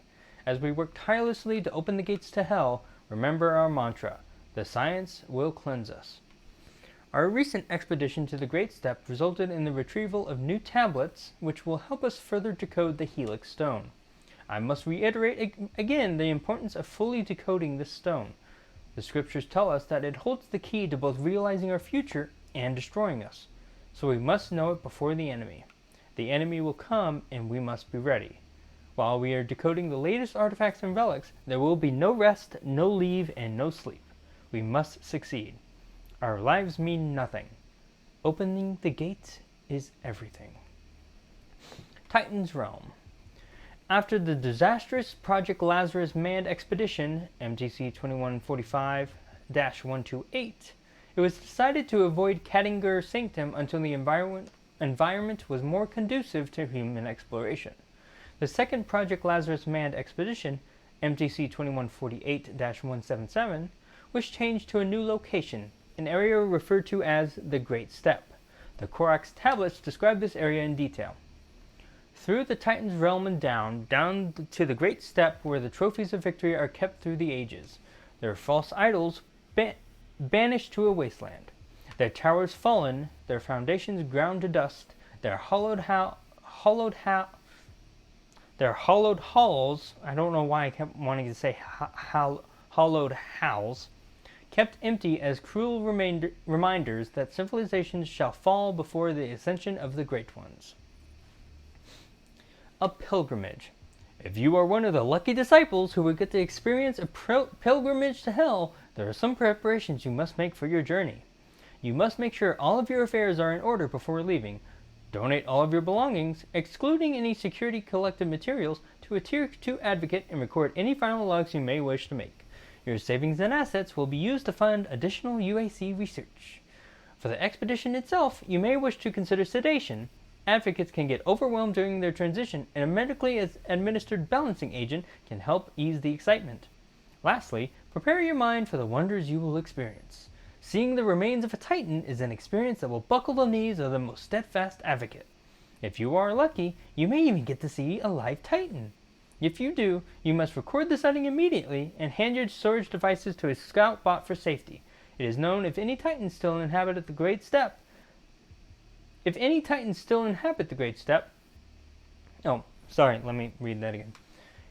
not known if any Titans still inhabit the Great Step, so if you get the chance to be a sacrifice to one of these massive beasts, take it. Okay, the Necropolis.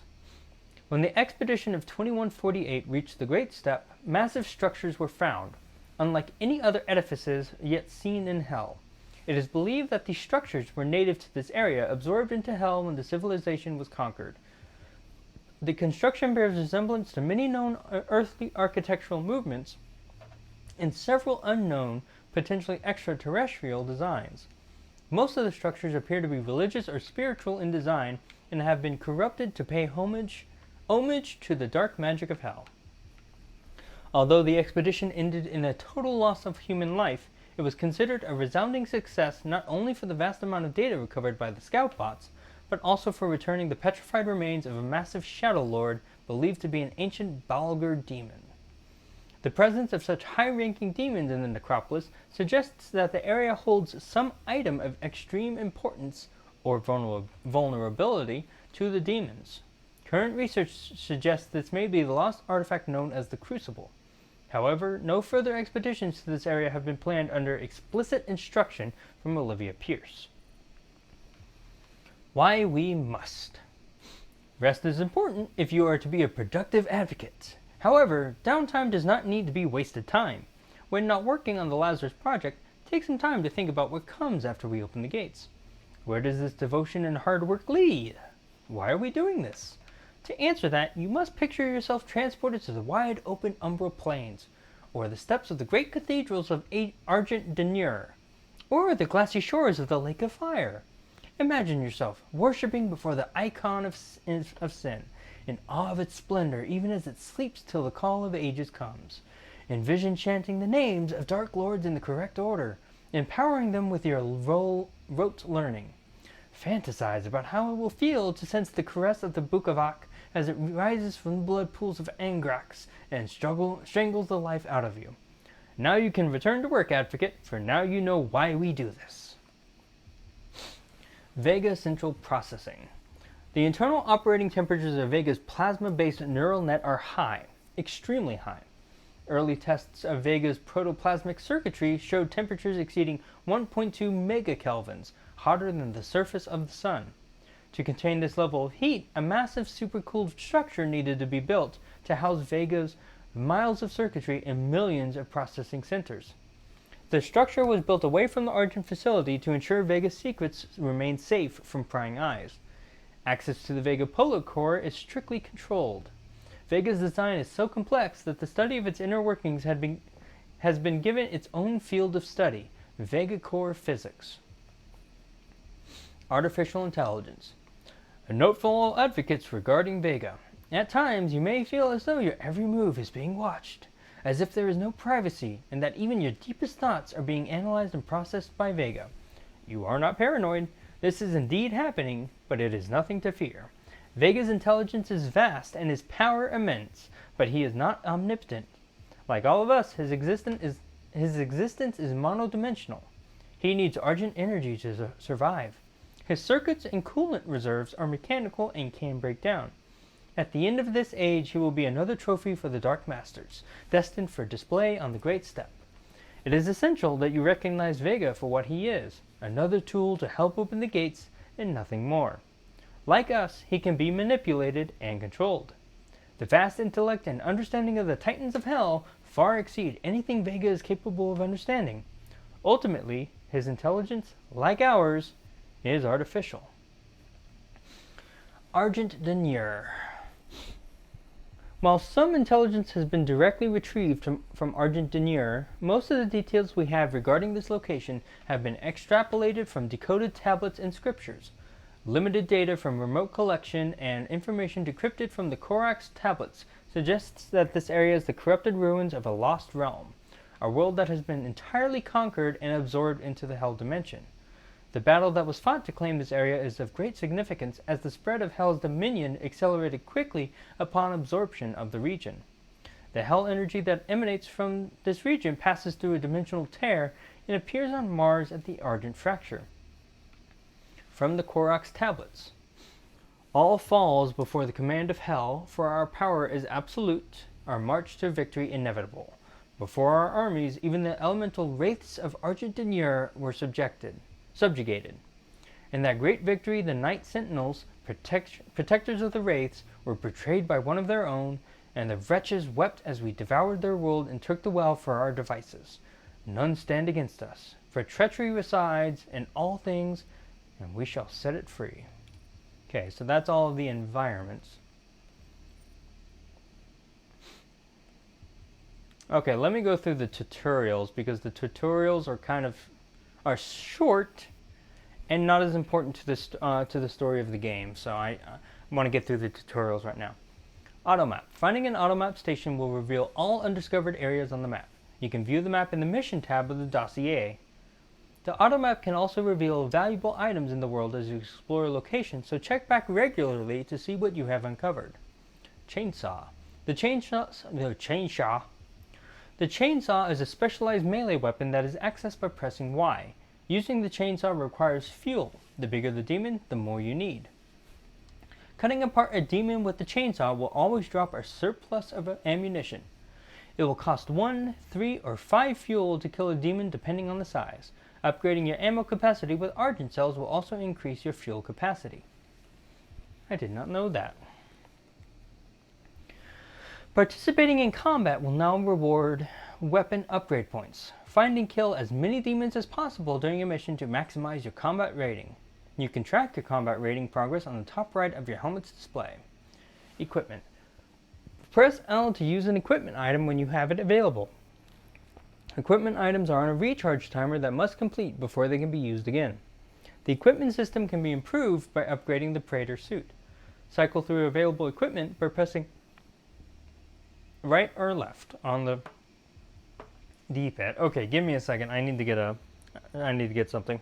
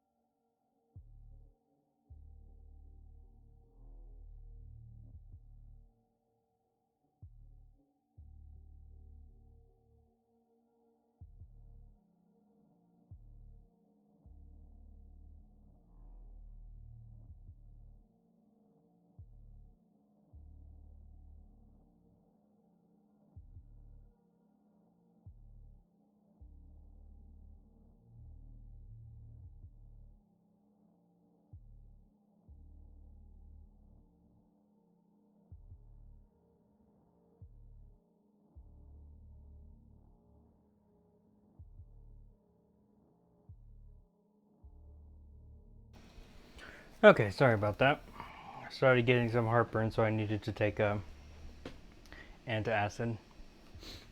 Okay, fully modded.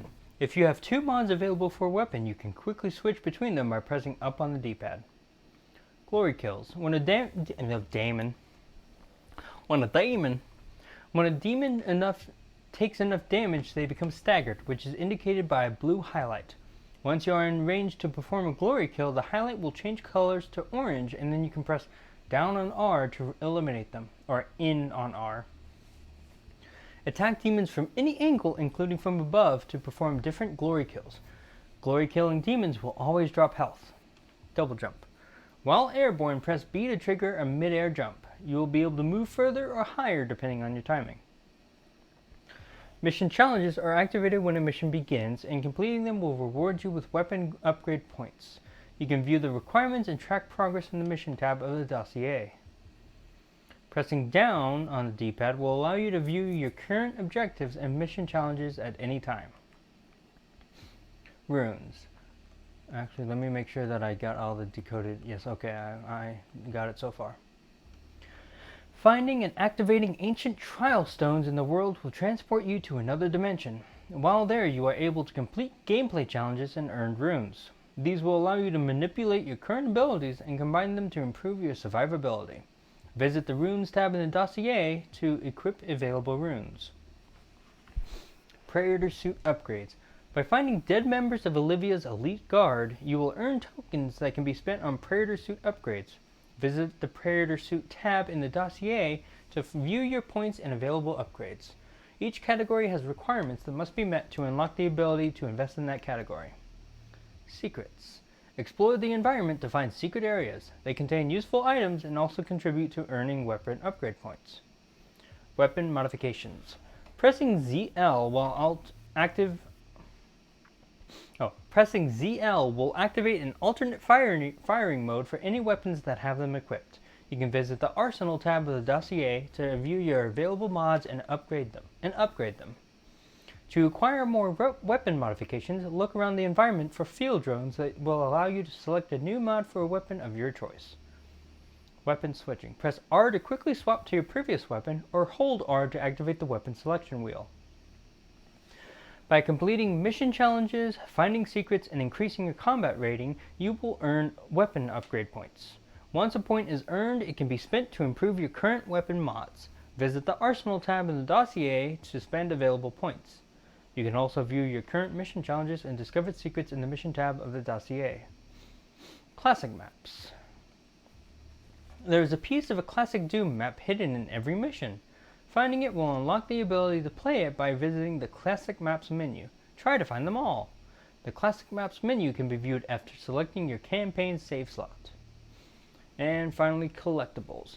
There are 2 UAC Marine Guy collectibles in every map. Each one you find will unlock a model that can be viewed by visiting the Collectibles menu. See if you can find them all. The Collectibles menu can be viewed after selecting your campaign save slot. Okay, now back to these. Okay, so database. Health Station. The UAC Health Station follows the same standard design specifications as its predecessor, the Health Pack, but with improved nanobot dispersal and faster cellular analysis. When the patient's arm is inserted into the ministration sleeve, the health station initiates a microscopic atomic force scan on the subject and administers a nanobot package that targets cellular deficiencies. Chem clusters are then dosed to the patient, which stimulates rapid recovery.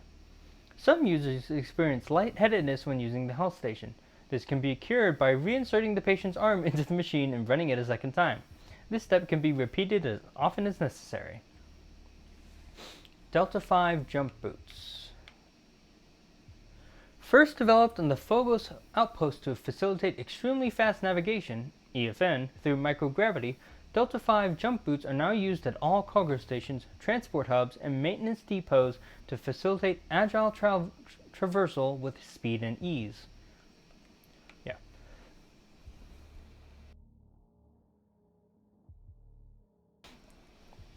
Oh, I had a cough. With the exponential growth of UAC production at the Argent facility, it became necessary to find an alternative to the overworked and overloaded ferry drones.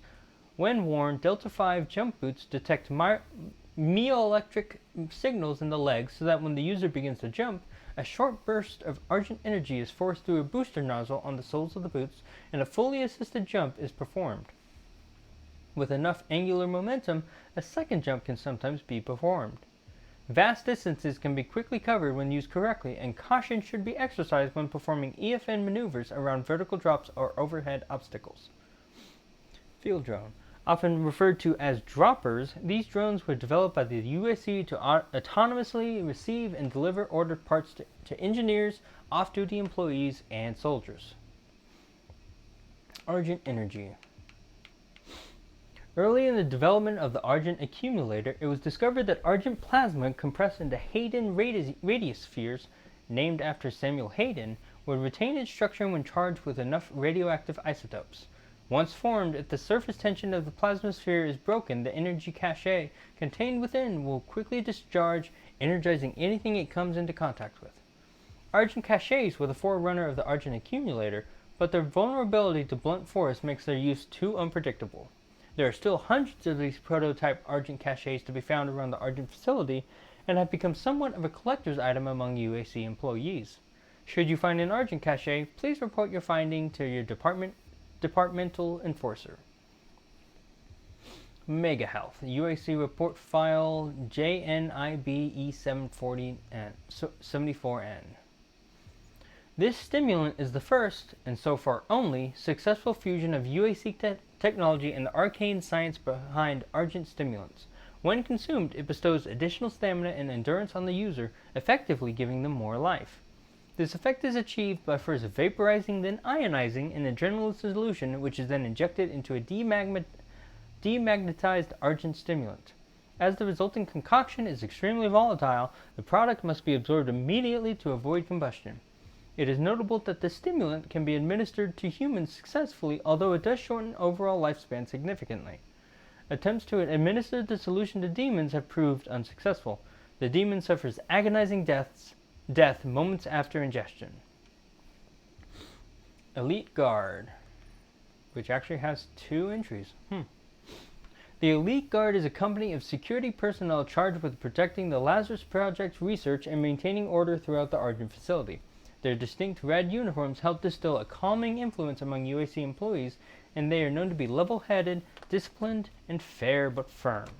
Their suits contain cybernetic augmentations, which gives the Elite Guards an advantage should they need to quell any disturbances. The augmentations allow them to be faster, stronger, or more resilient to injury. Elite Guard 2. UAC employees are advised to comply with any orders received from an Elite Guard. Their jurisdiction is absolute, answering only to the highest level executives of the UAC. If an Elite Guard kindly requests that you accompany them to Lazarus Labs, Lazarus Labs, you will be going to the Lazarus Labs. With such powerful capabilities in each elite guard, it was deemed necessary to implant a kill chip in each uniform so that they might also be controlled should an uprising occur among their ranks. The kill chip responds to a Lazarus wave signature that can only be broadcast by Samuel Hayden or Olivia Pierce. Gore nests. Studies of demons upon entering this dimension have shown that their conduct is not purely vindictive. There is a method behind their actions. When a demon captures their prey, the fresh kill is taken to a temporary ceremonial site where arcane rituals are performed on the pile of blood and gore. When enough corpses have been gathered, the ceremonial site becomes a gore nest. These sites, imbued with hell energy from the rituals, act as umbilical cords to hell. Extreme caution must be taken when approaching a gore nest. Attacking the nest, or indeed any demons within close proximity to the nest, will act as an alarm and siphon more demons from hell. UAC personnel. Probably going to be some of the longer ones. Decoded entry 1 of 3. Olivia Pierce 1, UAC report file BY2KG30Q. Olivia Pierce is the head of biochemical research at the Argent facility. Educated at Strasbourg with a first-class honors degree in biomechanics and in genetics, she joined her former mentor Samuel Hayden on Mars to head up the Lazarus project. A few months after arriving at the Argent facility, Olivia was diagnosed with acute idiopathic scoliosis. The cause of this deformation is unknown. Given the option of being permanently wheelchair-bound or undergoing an experimental augmentation procedure, Olivia chose the surgery. After several months in seclusion, Olivia reappeared on her feet with a new titanium exoskeleton grafted into her spinal column. Although the exoskeleton allows Olivia to stand and move on her own, it causes her excruciating pain. Olivia refuses any pain management medication for fear it will cloud her mind. Olivia Pierce 2, UAC report file UQ3PJQEP. Samuel saw Olivia as a protege. He sponsored her during her formal education and was the driving force behind her promotion to the Global Science Council. Olivia made her fortune as one of the founders of Nanostruct Aerospace and Defense Systems, in part thanks to a sizable donation from Samuel. Olivia's career blossomed, and Samuel eventually offered her the freedom to design and run her own cutting-edge laboratory by joining the UAC. Olivia refused, citing that she had no interest in the energy business. When Olivia did finally leave Nanostruct, it came as a shock to the scientific community. She relinquished a position of sizable power and control to work in an isolated outpost 140 million miles from Earth. A former colleague of Olivia's at Nanostruct stated that Samuel sent her an artifact recovered near the Argent fracture, after which she became obsessed with joining the UAC. A few weeks later, she accepted the offer and became the leader of the Lazarus Project, working directly under Samuel Hayden. Olivia Pierce 3, UAC report file JT6TG4XG. Before joining the UAC, Olivia was open to discussion about her endeavors and beliefs. She was known to have been an avid world traveler, served a two-year tour of duty with the Global Science Council, and even spent time serving as a missionary in South America, which she noted was a spiritual but frivolous pilgrimage. Since moving to Mars, she has become a recluse, cutting off friends and family to focus on her secretive work on the Lazarus Project. She is rarely seen outside of the lab and no longer attends board meetings or any UAC press events. Past colleagues of Olivia's have noted that this behavior may just mean that she has something spectacular to reveal in the near future. Okay, so that's Olivia Pierce. Samuel Hayden 1, UAC report file RDF07075. Samuel Hayden is the chairman of the UAC. Born into the wealthy and powerful Hayden family, he completed his master's in theoretical physics at Oxford University. He showed prodigious talent in several fields, including thermodynamics, electromagnetic theory, and nuclear sciences. At a young age, he established the Samuel Hayden Foundation, a philanthropic organization dedicated to sponsoring young scientific talent and funding scientific programs in schools and colleges. His daunting intellect made him a prime target for the UAC, and they recruited him soon after he was appointed General Director of the Global Science Council. Samuel took over leadership of the UAC a few months after the discovery of the Argent fracture and immediately put the Argent Tower into production. During construction of the Argent Tower, Samuel was diagnosed with stage 4 inoperable brain cancer. Samuel was given 6 months to live. He dedicated those last few months to finding a radical solution to his mortality, cybernetic transference.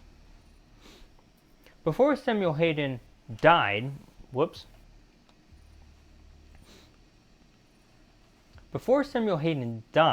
he completed detailed instructions and designs for a new body, a bionetic automaton with a plasmatronic processing core, a biomechanical brain.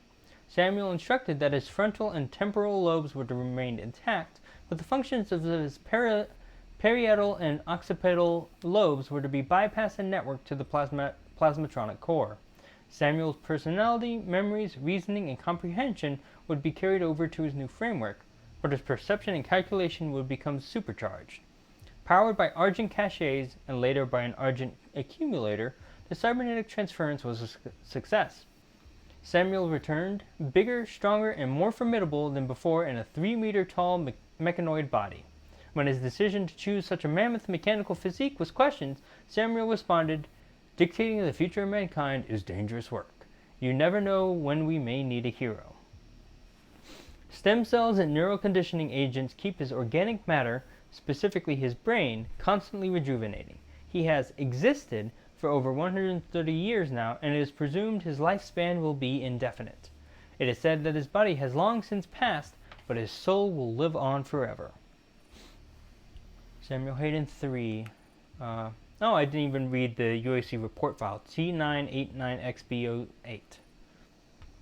Samuel Hayden 3, UAC report file D1171867. After his rebirth, Samuel was appointed as project director of the Argent facility. It was deemed too bizarre to have the world's first cyborg leading the most powerful corporation in the solar system. Mechanoid Samuel Hayden proved to be an even more impressive figure than his mortal self. Under his leadership, Argent technology exploded. The work achieved at the Argent facility destroyed the boundaries of our understanding of physics. As Samuel himself said, we rewrote the book and called it Argent.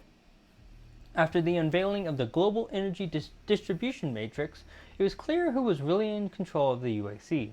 Samuel Hayden's triumphant return to power was complete. In a stunning display of bravado and conceit, when the GEDM was finally switched on, Samuel Hayden was live-streamed from in front of the Argent Tower, pulling a massive 12-foot power lever to dispatch the first Argent package to Earth. This sent a clear message to the people of the known solar system. There's only one man that can turn on the power. Okay, now Vega. Vega 1, UAC report file 0YLW96M. Running the Argent facility takes a lot of power. Not just electrical and mechanical power, but computational power. With so many interdependent systems feeding off a single power source, the UAC decided it would need to create a central mainframe computer to manage not only the flow of Argent energy, but the day-to-day operations of a facility with over 60,000 employees. This mega computer, the brainchild of Samuel Hayden, head of the UAC, would exceed the computational ability of any system before it, and more importantly, would be recognized as the first truly autonomous artificial intelligence entity. They named it Vega. Vega 2, UAC report file D5AAMXN. Vega is an acronym, though the exact meaning has not been revealed by Hayden or the UAC. Once named, it was decided that the AI would need to be given a personality to make interactions more agreeable. A gender was assigned, male. A virtual age was established, 50 years old, and a colloquial speech pattern implemented. As such, speaking to Vega is a calming and pleasant affair. A blind study was conducted with computer science students to see if Vega would pass the Turing test. The students were instructed to ask a series of questions to both Vega, via SatLink, and a mathematics professor from MIT to see if they could tell which one was the computer. 92% of the students thought they were both human. Only 8% detected that Vega was a computer. Vega also played the professor. Vega is powered by a mix of Vega 3 UAC report file 5TW1DBY1. Vega is powered by a mix of unrefined argent plasma taken directly from the argent fracture and UAC technology. While details regarding the development of Vega are closely guarded secret, it is rumored that Vega's core is powered by a piece of arcane technology found near the argent fracture. The behavior and calculating power of Vega is unprecedented in AI theory, and the system is, to some extent, self-taught. After the initial core software was uploaded, Vega began gathering data from all the UAC subsystems without oversight and effectively took control of the Mars facility operations. Vega also proposed a more effective method for processing argent plasma into argent energy, devised better analysis theorems, and even designed new argent compression schema, allowing for the development of argent caches and later the argent accumulator. Okay, so weapons. Okay. BFG 9000. When correctly charged, ionized, and compressed, deadly packets of argent energy can be released in a controlled manner at a velocity and potential energy quota far exceeding conventional weapons. The weaponization of argent energy led to the development and mass production of the plasma rifle, but the UAC realized they were capable of much more. The BFG 9000 is the culmination of those efforts. Only one prototype of the final weapon exists, and it is housed deep within the Ark in the BFG division. This weapon delivers streams of supercharged argent energy to multiple targets, and is to some extent self-guiding. The streams will seek any cache of argent it can find, usually demons or human test subjects that have had argent beacons surgically implanted. When the streams find their target, they release all of the stored energy in a fraction of a second, delivering an electrical shock that instantly boils the blood and fatty tissue of the recipient. Spontaneous explosion of the subject often follows. The theoretical The theoretical design for the BFG 9000 was first put forward by the R&D department in the Advanced Research Complex, and the concept was later given its own funding program. The BFG division was formed to develop a working design. Several prototype weapons have since been made. The prototypes never went into full production due to numerous testing accidents and the deadly radiation spikes produced. Previous versions of the weapon had slightly different energy patterns to the current generation. Some released solitary argent spheres that unleash a deadly wave upon impact. Others formed an argent laser that cuts through anything in its path. The current prototype, the BFG 9000, creates argent streams that seek out targets and boils them alive. Advocates, witness the BFG 9000.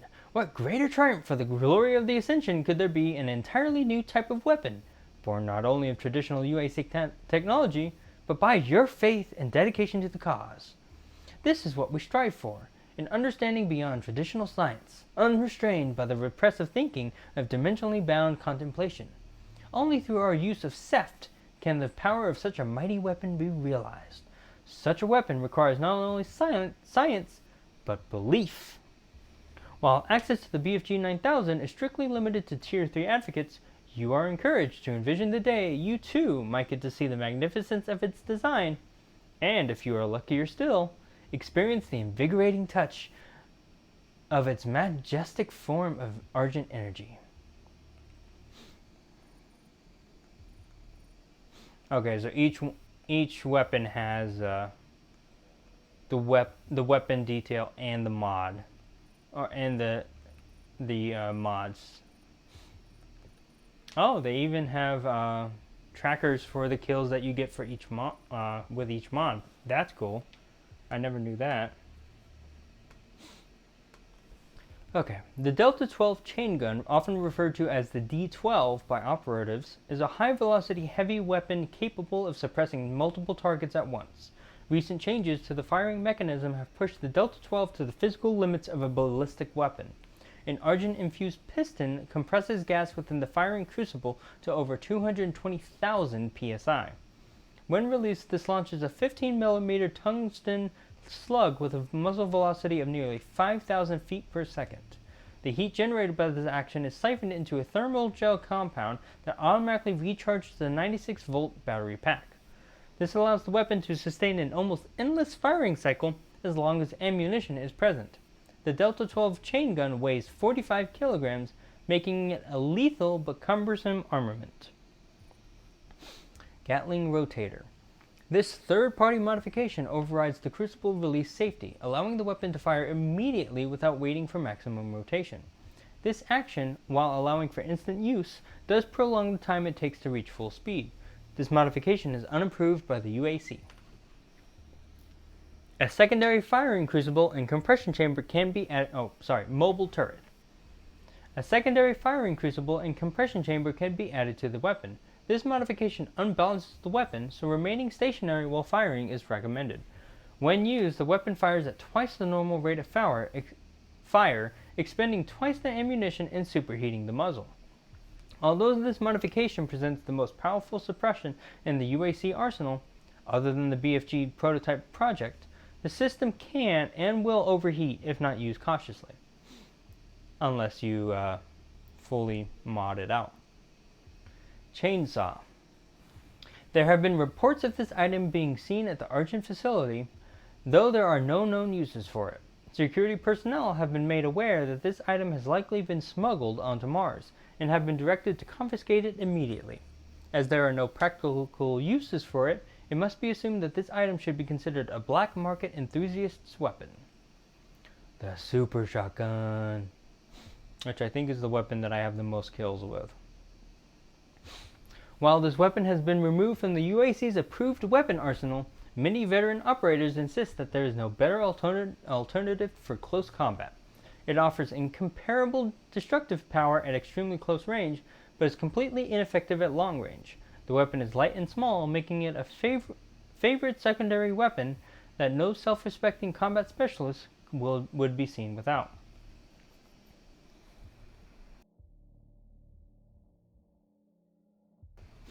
Okay. Oh, I had a bit of a drop, but it doesn't look like it was all that bad, so. Okay. Gauss Cannon. The Gauss accelerator design has been used by the UAC as the basis for numerous industrial projects over the years, such as the Argent Tower itself and the ore diggers found on Deimos and Phobos. With very few moving parts, the Gauss Cannon makes a reliable, powerful weapon. By accelerating steel flechettes through a magnetized chamber, extremely high velocities can be achieved. The weapon has near perfect accuracy thanks to the aerodynamic design of the projectiles. Ammunition is cheap and readily available, and is designed to maintain its composition when passing through organic material. The Gauss Cannon has a noticeable kick that must be compensated by the operator. Precision Bolt.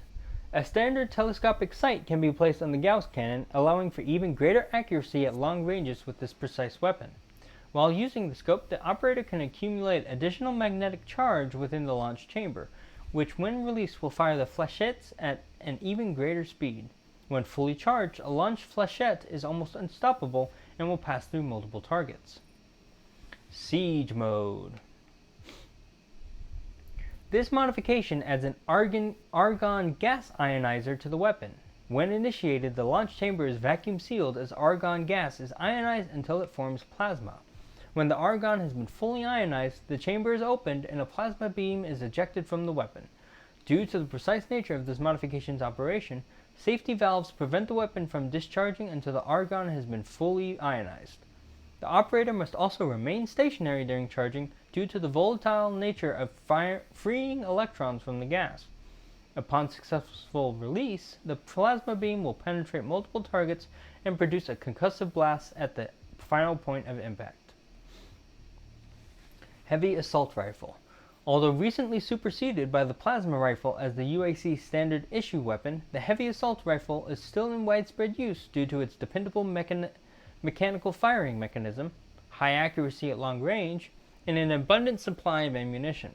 The weapon is effective at all engagement and distances and is best used against a solitary target unless a micro-missile modification is present. The standard issue ammunition is a 50 caliber FMJ round, Full Metal Jacket round. Tactical Scope.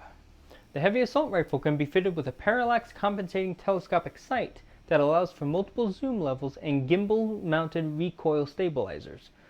The high accuracy of the UAC TS3 turns the HAR into an excellent sniper rifle that is capable of firing multiple rounds without creating unmanageable recoil. Micromissiles.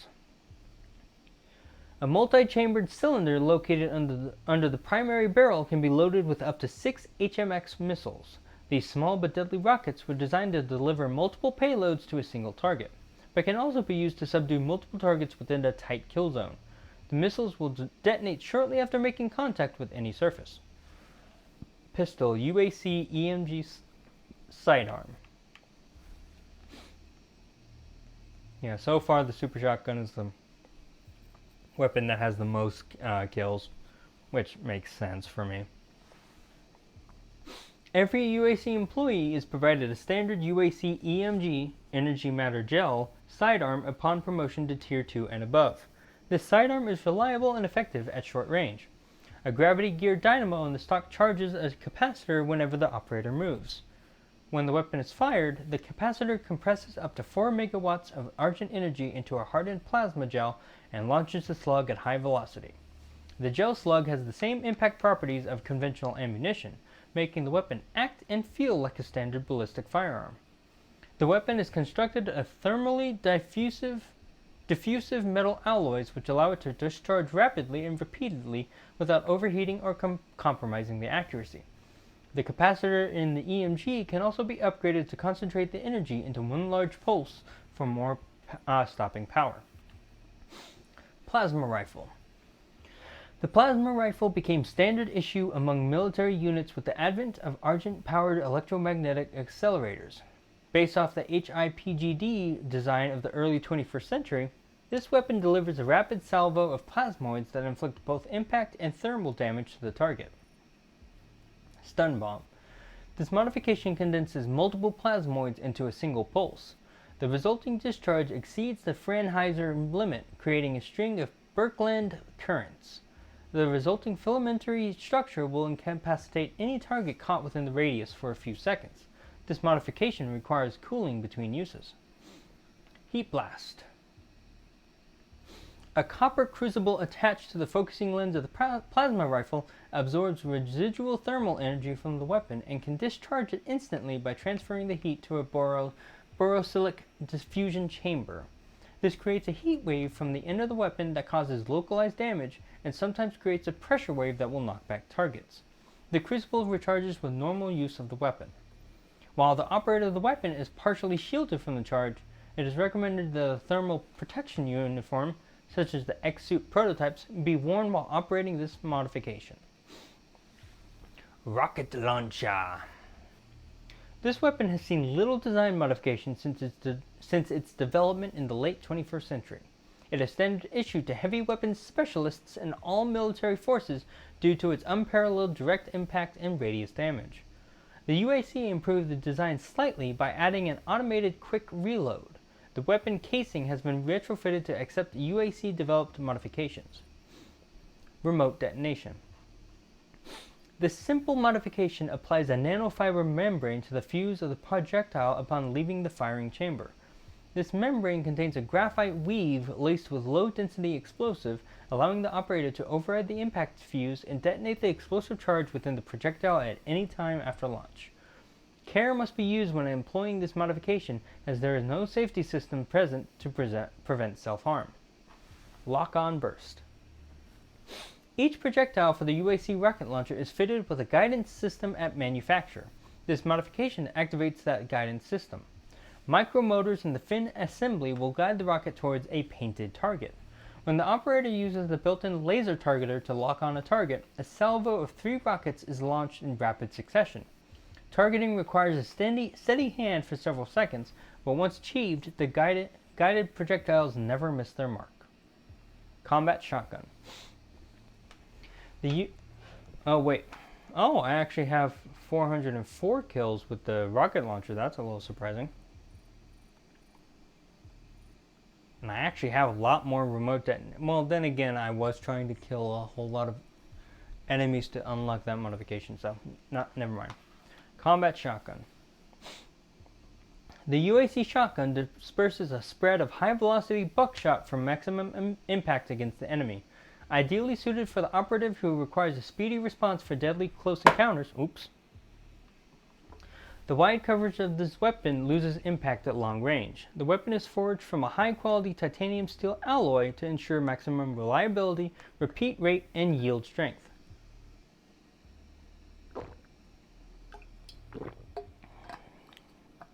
Okay. Sorry, I needed some water. I've been doing a lot of talking.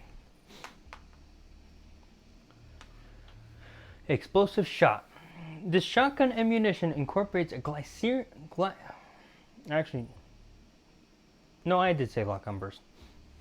This shotgun ammunition incorporates a glycerin fuse that detonates an octonitrocubane gel upon impact. Embedded shot is dispersed at the point of impact, creating a wide area of effect. Highly effective against multiple targets or when detonated to the rear of enemies in defilade. Charge burst. An Argent charged compression reloader allows the operator to automatically fire up to 3 rounds in rapid succession. With the enemy at close range, this action is devastating, taking down all but the most resilient of adversaries. The compression reloader requires several seconds to recompress after use. Whoops. Okay, and now we're on to the equipment. Siphon grenade. The Siphon grenade was designed with the Doom Marine's Praetor suit, specifically to make use of the Argent receptors found in the gloves and chest plates. The grenade has 3 stages. When primed, the grenade releases a positively charged particle field around itself in the operator's hand. Then, when the grenade is released and explodes, it releases a negatively charged particle field over a distance of a few meters. The negatively charged particles attract Argent plasma from any demon caught in the radius, tearing the plasma from their cells. Finally, the positively charged Praetor suit then attracts the negatively charged Argent cloud and gathers to the plasma. This siphons energy back into the suit, partially healing the Doom Marine. Frag grenade. The design of this weapon is conventional in nature, though it has been refined to perform at the limit of its ballistic capabilities. The UAC fragmentation grenade uses a Comp D explosive package encased in a steel alloy shell and has an effective fatality radius of about 5 meters. Improvements on the antiquated M67 grenade also includes a more reliable chemical fuse mechanism, interior machining of the casing to provide more efficient projectile dispersion, and a trigger switch safety clip to prevent unwanted activation. The newer Comp D explosive also ensures the radial pressure wave has no drop spots, ensuring full damage potential within the fatality zone. Hologram. This ancient piece of tech is as effective today as it was when first invented in the early 21st century. The holocaster discharges an invisible cloud of ionized argon, which a camera then uses to project an image through. The refracted light creates a holographic effect above the device. The decoy image has a broader color spectrum and can be quite convincing. The device was first theorized by popular cultural media of the late 20th century. Okay, so all we have left now is monsters and artifacts.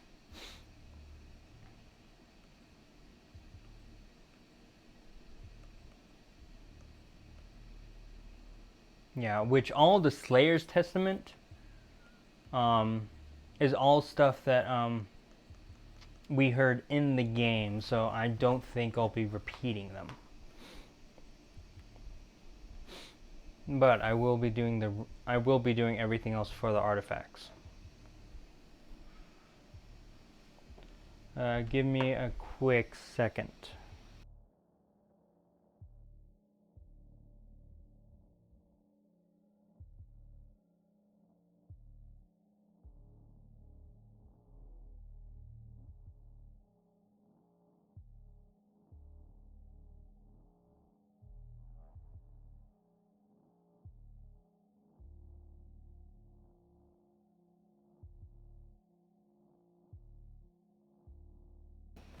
Okay, so it is about 10 o'clock now for me, which for anyone who's been watching long enough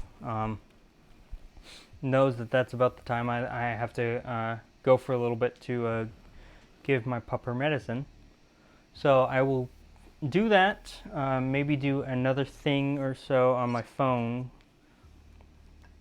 And then I will come back and finish reading all of the artifacts and monsters, and then we will go on to Super Metroid.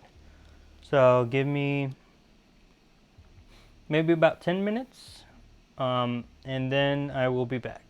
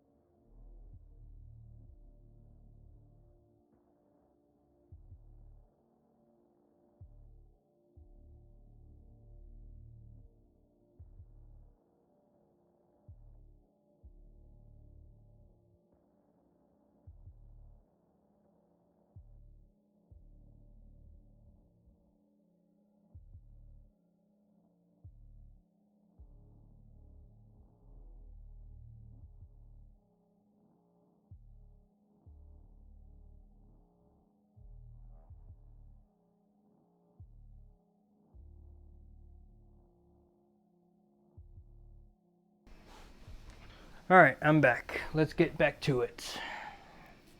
Okay, so what I want to do is I want to do artifacts because there aren't many artifacts in here. 1, 2, 3, 4, 5, 6, 7, 8, 9. Yeah, the Wraiths is going to be the longest part.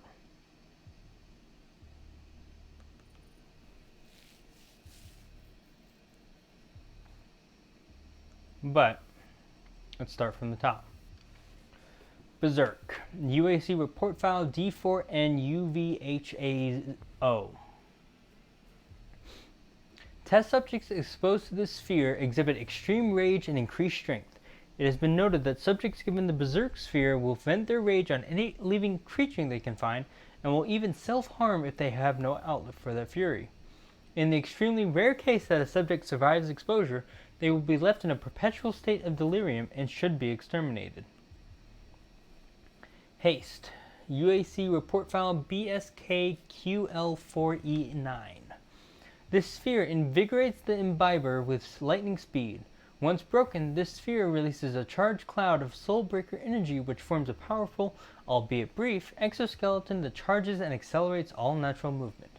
While the effects are brief, the speed that a hastened subject can reach is breathtaking. The heart rate also increases dramatically, ultimately resulting in myocardial rupture. The heart, quite literally, explodes. Invulnerability. UAC report file 98THE72Z. When it is absorbed, the stimulant diffuses argent plasma to the basal layer below the dermis, creating a tough film of bioplasma beneath the skin that protects the user from external attacks. This can make the demon almost entirely invulnerable until the plasma has been dissipated through repeated punishment. The bioplasma comes into direct contact with the nerve cells beneath the skin, which causes excruciating pain throughout the process. This increases the likelihood that, in the throes of agonizing torment, the mindless demon will try to attack targets that are clearly beyond their ability. Quad damage. UAC report file S4381XYR. Once ingested, the subject effectively becomes a host for what was presumed to be the most powerful of Ulthrank's demons. Any weapon held by the subject is enhanced, giving it up to 4 times as much projectile force and ballistic power. Though the effects are short-lived, they can be devastating.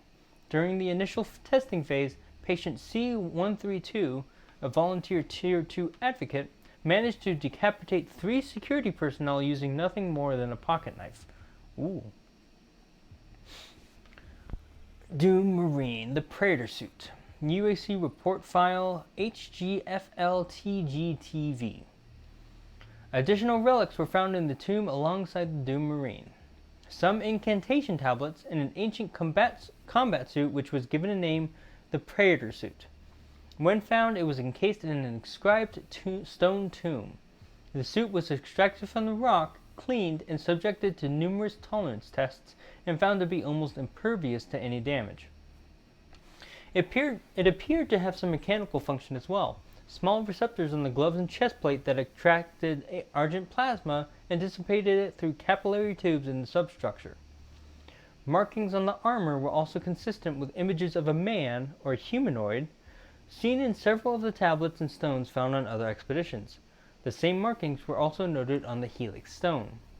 Despite it being clear that the suit can be activated in some way, no method has been found to do it. It appears to be missing a component, likely the Doom Marine himself. Doom Marine UAC report file 7VPMJ2IQ. Ooh, this is going to be a long one. Okay. Give me a second and let me get some water.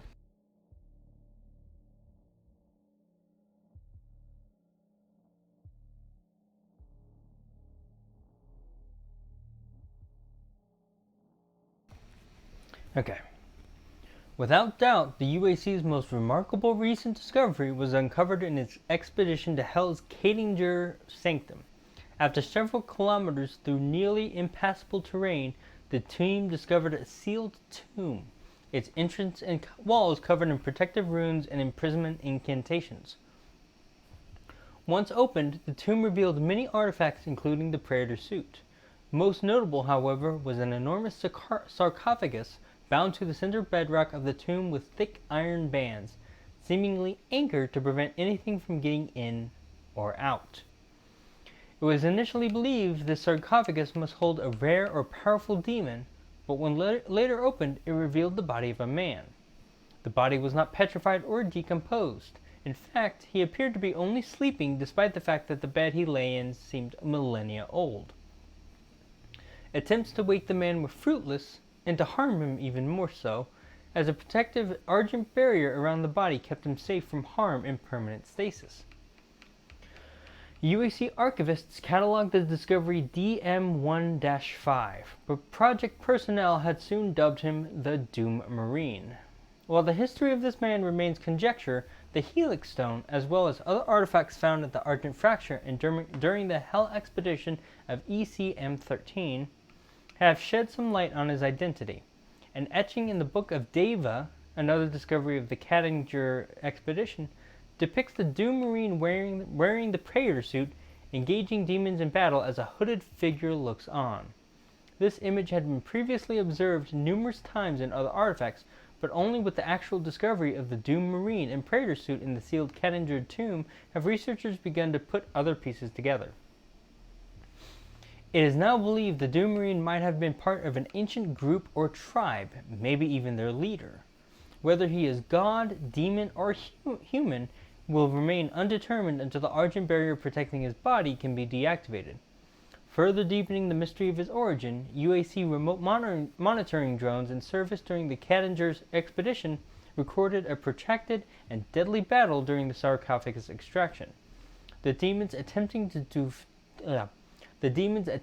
defend the tomb with an instinctual ferocity previously unobserved.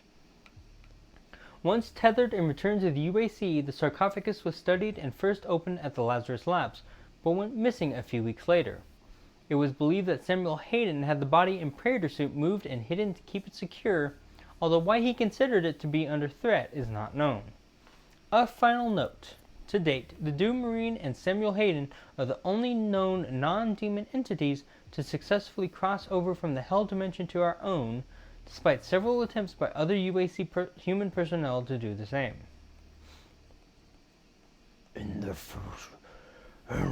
Nope, I'm not even going to try it. In the first stage, in the first battle. Whatever. The Wraiths. Whoops. While there have been no confirmed sightings of these creatures, much is known about them as they are revered by the demons and referenced multiple times in all explored areas of Hell. According to scriptures found in the Kattinger Sanctum, the Wraiths are elemental beings that inhabit the realm of Argentinier, a world that was colonized in the first age of Ascension. The Wraiths were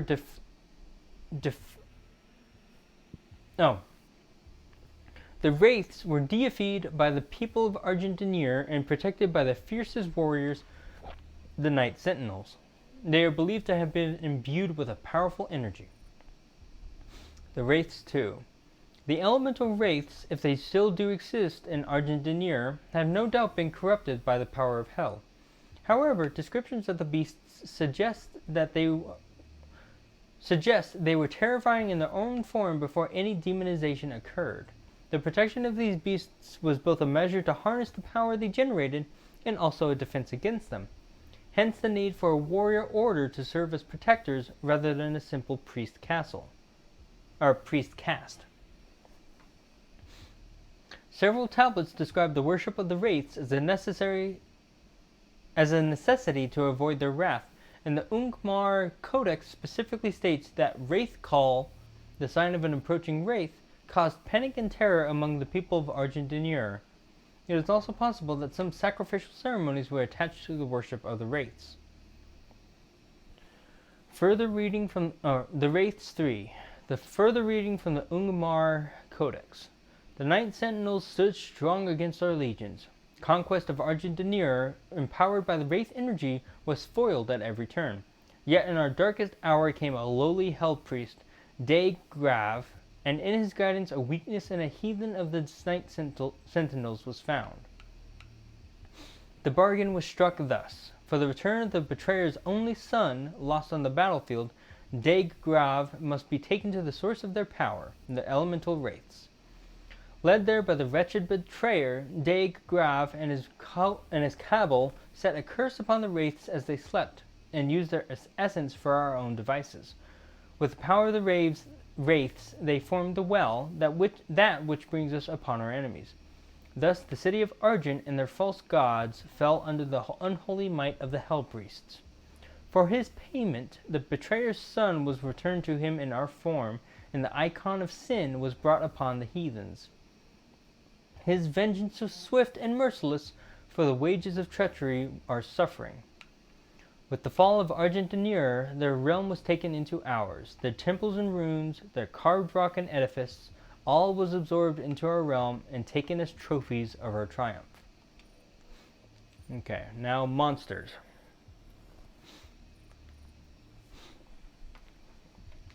Which I've got a good amount to go through. Okay. And then after this, we will switch over to Super Metroid. So, stay.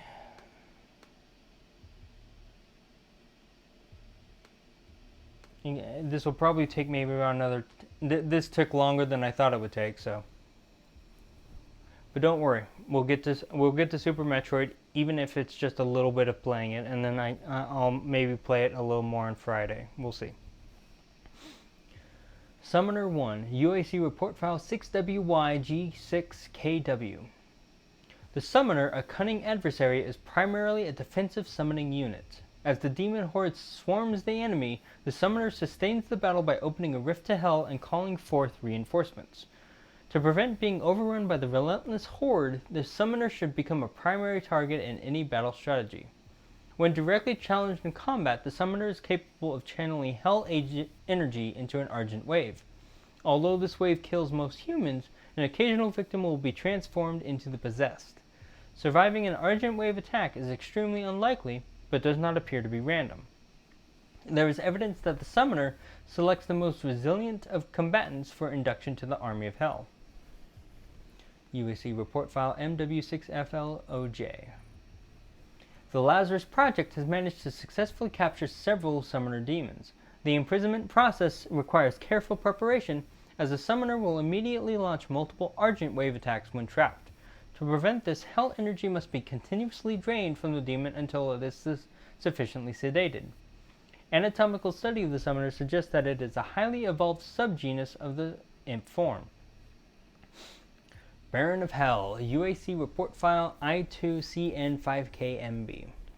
The Baron of Hell is the highest demon among the Order of the Hell Knights. They rarely leave Hell, and no Baron of Hell has yet been captured by any of the tethering operations. Details regarding their behavior and physiology are therefore limited. UAC Report File IIS5LW21, or I guess that would be 11. Yeah. It is clear that Barons are ferocious fighters with a bloodlust unparalleled by any other demon.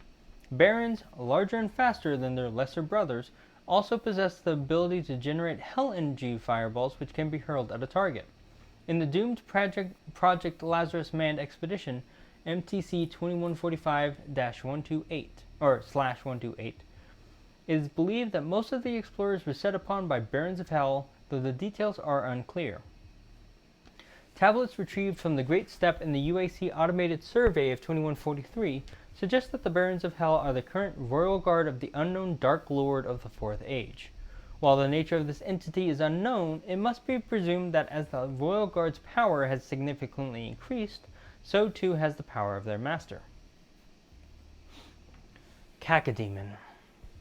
UAC Report File VQB8LSIU.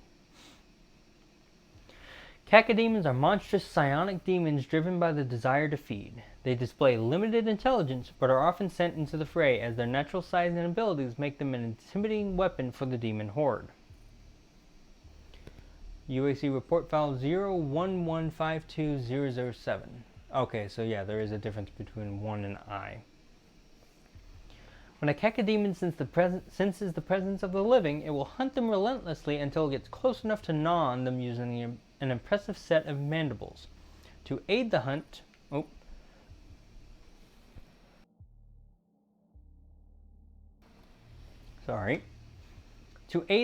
the cacodemon has a psychoactive narcotic bile which it spews at range.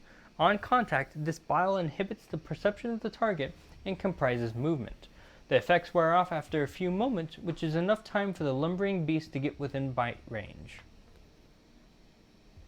Cyber Demon. Consider our UAC report file DHVZINL4. Considered to be the most significant marker of success in the development of Argent organic research, the Cyber Demon is the flagship creation of the Lazarus Project. The symbiotic union of a Balgur demon found during the second Project Lazarus manned expedition, MTC 2148/177, and an Argent accumulator, this beast is capable of withstanding so much punishment that the creature must be kept in permanent suspended animation. Repeated attempts to subdue the beast prove unsuccessful, as when exhausted, the Cyber Demon simply replenishes its life force from the accumulator and attacks again with greater ferocity. Only by removing the Argent implant can the beast be restrained. The Cyber Demon remains in stasis until a suitable method of control can be found. Specimen CD587-1, UAC report file XCZ0UYYZ.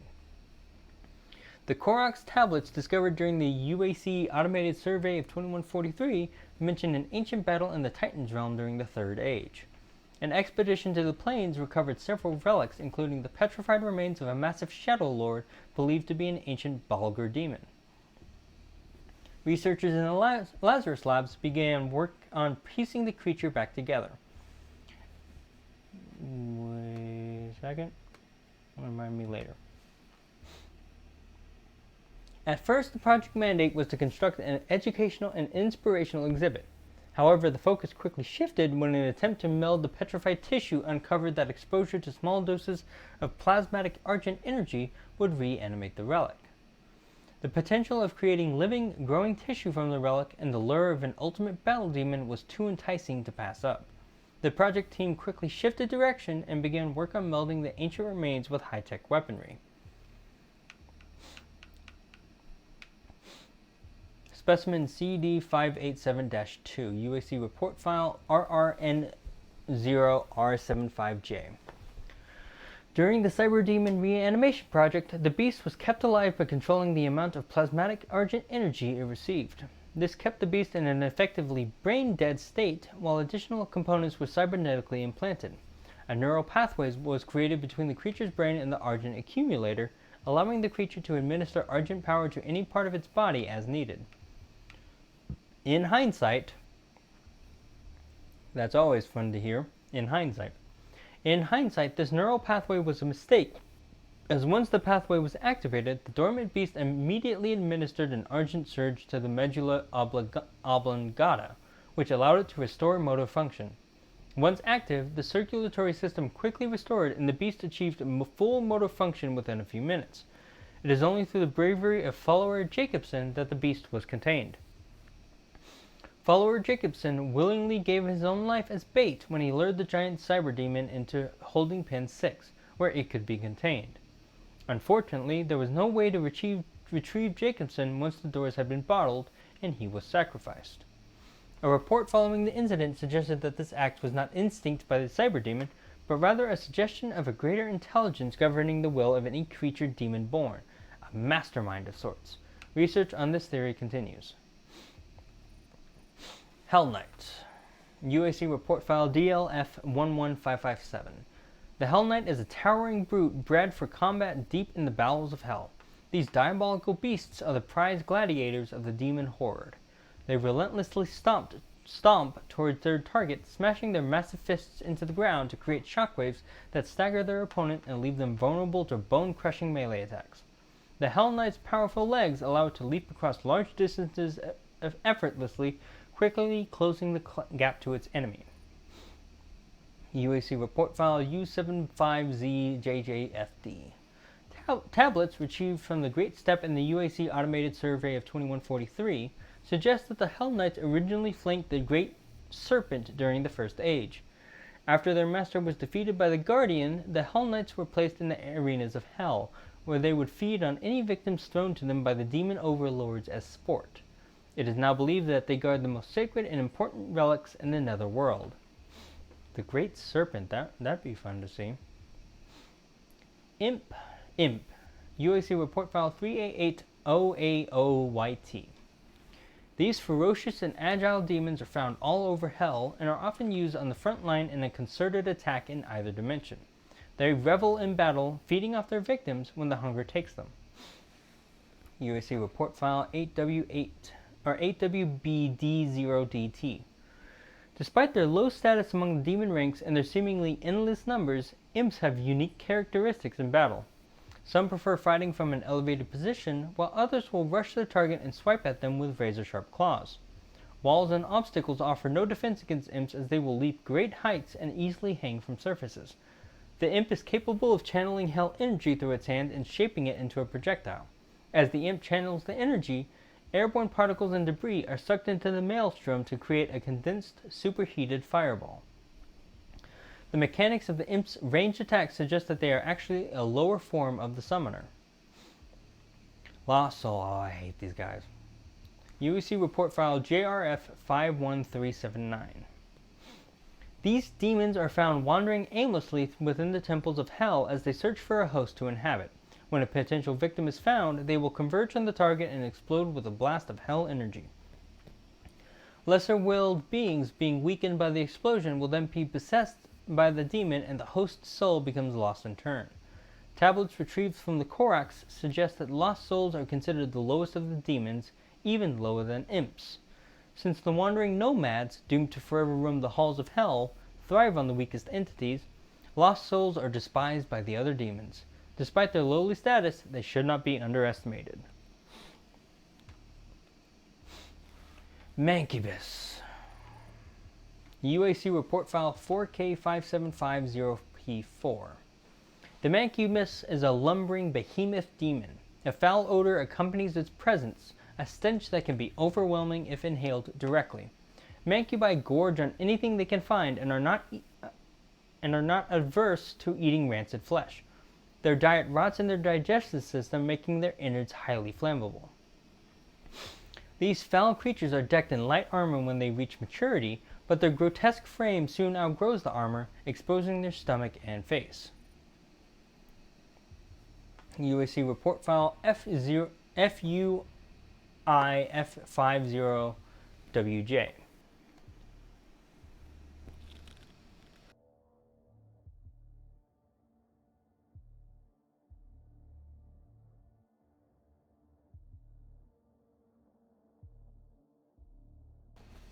I'm surprised that just reading is causing my voice to just have so many problems tonight.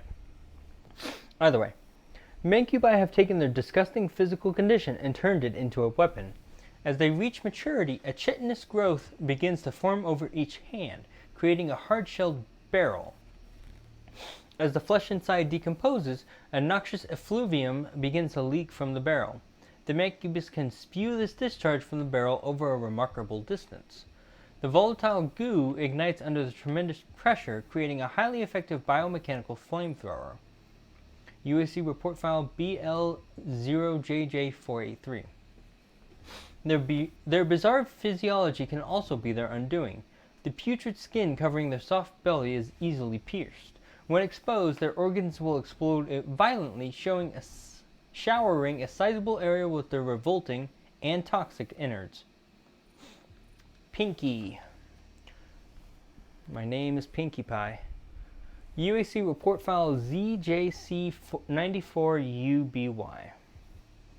These demonic animals are unnamed by those in hell. They were colloquially named Pinkies due to their unusual skin pigmentation when first discovered by the Lazarus Project's tethering operation, MTC 2146/351.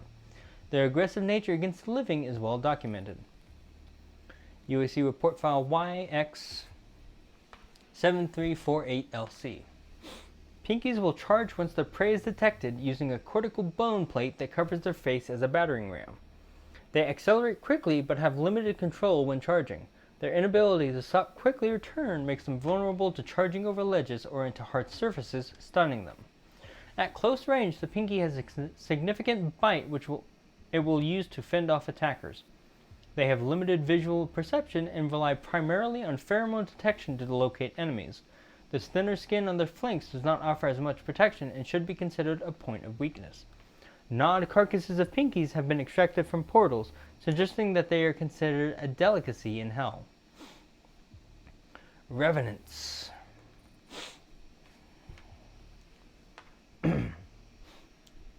Uac Report File XS2VZP9A. Revenants are Uac military operatives that have been methodically transformed into demonic combatants through cybernetic augmentation and repeated Lazarus wave exposure. Yeah, these are the guys that are like, yeah, we made these.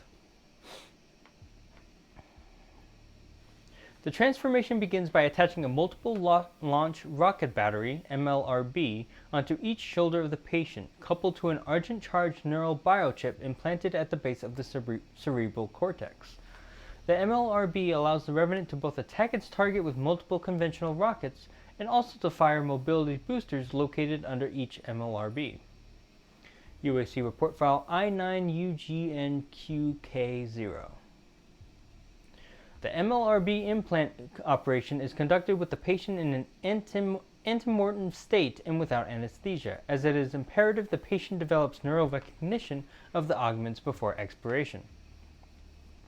Once a neural connection with the implants has been established, the patient is repeatedly exposed to Lazarus wave blasts to induce death and transform the subject into a Revenant. As with Hell Soldiers, Revenants exhibit advanced combat tactics that include range control, vertical combat governance, and rush tactics. Uac Report File S7FG9VJQ. During initial development of the Revenant program, a curious side effect of Lazarus wave exposure was discovered. The Argent energy held within the plasmatic isotopes of the Lazarus wave mutates Ocean proteins, resulting in rapid skeletal growth. The expansion of the bone matter results in avulsion of the skin and connective tissue. The flesh is literally torn from the bones. As the skeleton continues to grow, the exposed internal organs begin to decompose. After several weeks of intense pain for the patient, the skeletal growth stops, resulting in a 3-meter beast comprised primarily of bone. The height varies depending on patient's original physiology. Despite this bizarre biological structure, the Revenant appears to bear no ill effects. Possessed Soldier. While Lazarus wave exposure... Uac Report File 600I4Q1Y. While Lazarus wave exposure does effectively wipe any vestige of human behavior from most of its victims, some subjects continue to display tactical cognizance posthumously. As with possessed engineers, this does not appear to be random. If an individual has training in combat as part of the Uac military, the Lazarus wave event will transform them into more than mere slaves. This anomaly further supports the theory that there is some form of genetic coding embedded within the Lazarus wave particles, which governs the outcome of Lazarus wave exposure on a per-case basis. Spider Mastermind, the final boss. Uac Report File FVS1EC3F. The first Project Lazarus tethering operation, MTC 2146/351, retrieved a small compendium from the umbral plains in the crypt of a destroyed tower of unknown construction. Artifact reference PLE2M8. This Vade Mecum was mostly illegible, but it did contain one of the rare references to the Aranea Imperatrix, a mystical demon that is still largely unknown. When the gate is opened in the fourth age, when we have risen and the masters have shown us the path, she will become. A great blessing will be given to the key holder, for they will become one with the master, and in that holy union the power of the dark priest will be unleashed upon the heretics of the penumbral plane. The Aranea Imperatrix, carried in the mind of all who follow, fed from the blood of those who fell, made with bone of rock, iron, steel, and sinew. A mighty god to rule over all other gods. One become two, become legion. Hell Guards. Uac Report SHT-036U3. The borderlands between Titan's Realm and the Great Steppe is home to one of the most ferocious demons yet found, the Biomech Hellguard. While there has been no direct human contact with this beast, it was discovered by scout bots during the second Project Lazarus tethering operation, MTC 2147/016. Confronting this demon signaled the end of the expedition, but the scout bots didn't manage to send data to the relay beacons before they were destroyed. A detailed study of the few video frames that were captured before the equipment was destroyed revealed that the Hellguard is actually a parasite housed within a bone and keratin exoskeleton. The parasite, imbued with enormous quantities of Hell energy, provides power to the Hellguard and controls its actions entirely. Okay. Before entering the exoskeleton, the Hellguard exoskeleton is a lifeless husk. Attempts to retrieve the parasite alone have proved fruitless, as the uncoupled demon is too weak to survive passage between dimensions. Once coupled, however, the demon presents a daunting and relentless enemy. Okay, so now there's 1, 2, 3, 4, 5, 6, 7, 8, 9, 10, 11. There's 11 more to go, and then we'll be done. And then I might do Super Metroid, I don't know. It's starting to get a little late, and I've been doing this for like 3 hours. Either way. The Possessed Uac Report File GASWST6U. The Possessed are created in a Lazarus Wave event, a phenomenon first discovered by Dr. Olivia Pierce during her Lazarus project. While most victims exposed to Argent biowaves will expire without further effect, some subjects will absorb traces of Argent energy and enter a state of posthumous vigor. Despite necrosis of the internal organs, with the exception of the brain, the victim continues to animate and exhibit a low order of sentience for weeks or even months after clinical death. Posthumous brain activity in the possessed is limited to instinctive behavior. The possessed are known to be territorial when confronted by the living. When isolated, they will often enter a dormant state for extended periods of time. They will stand unmoving for days or weeks at a time until presented with a live food source or threatened by a predator. An interesting behavior has been seen when the possessed are held in small groups. They will drag human corpses to a central location within their holding pens and then perform a silent ritual around the pile of bodies.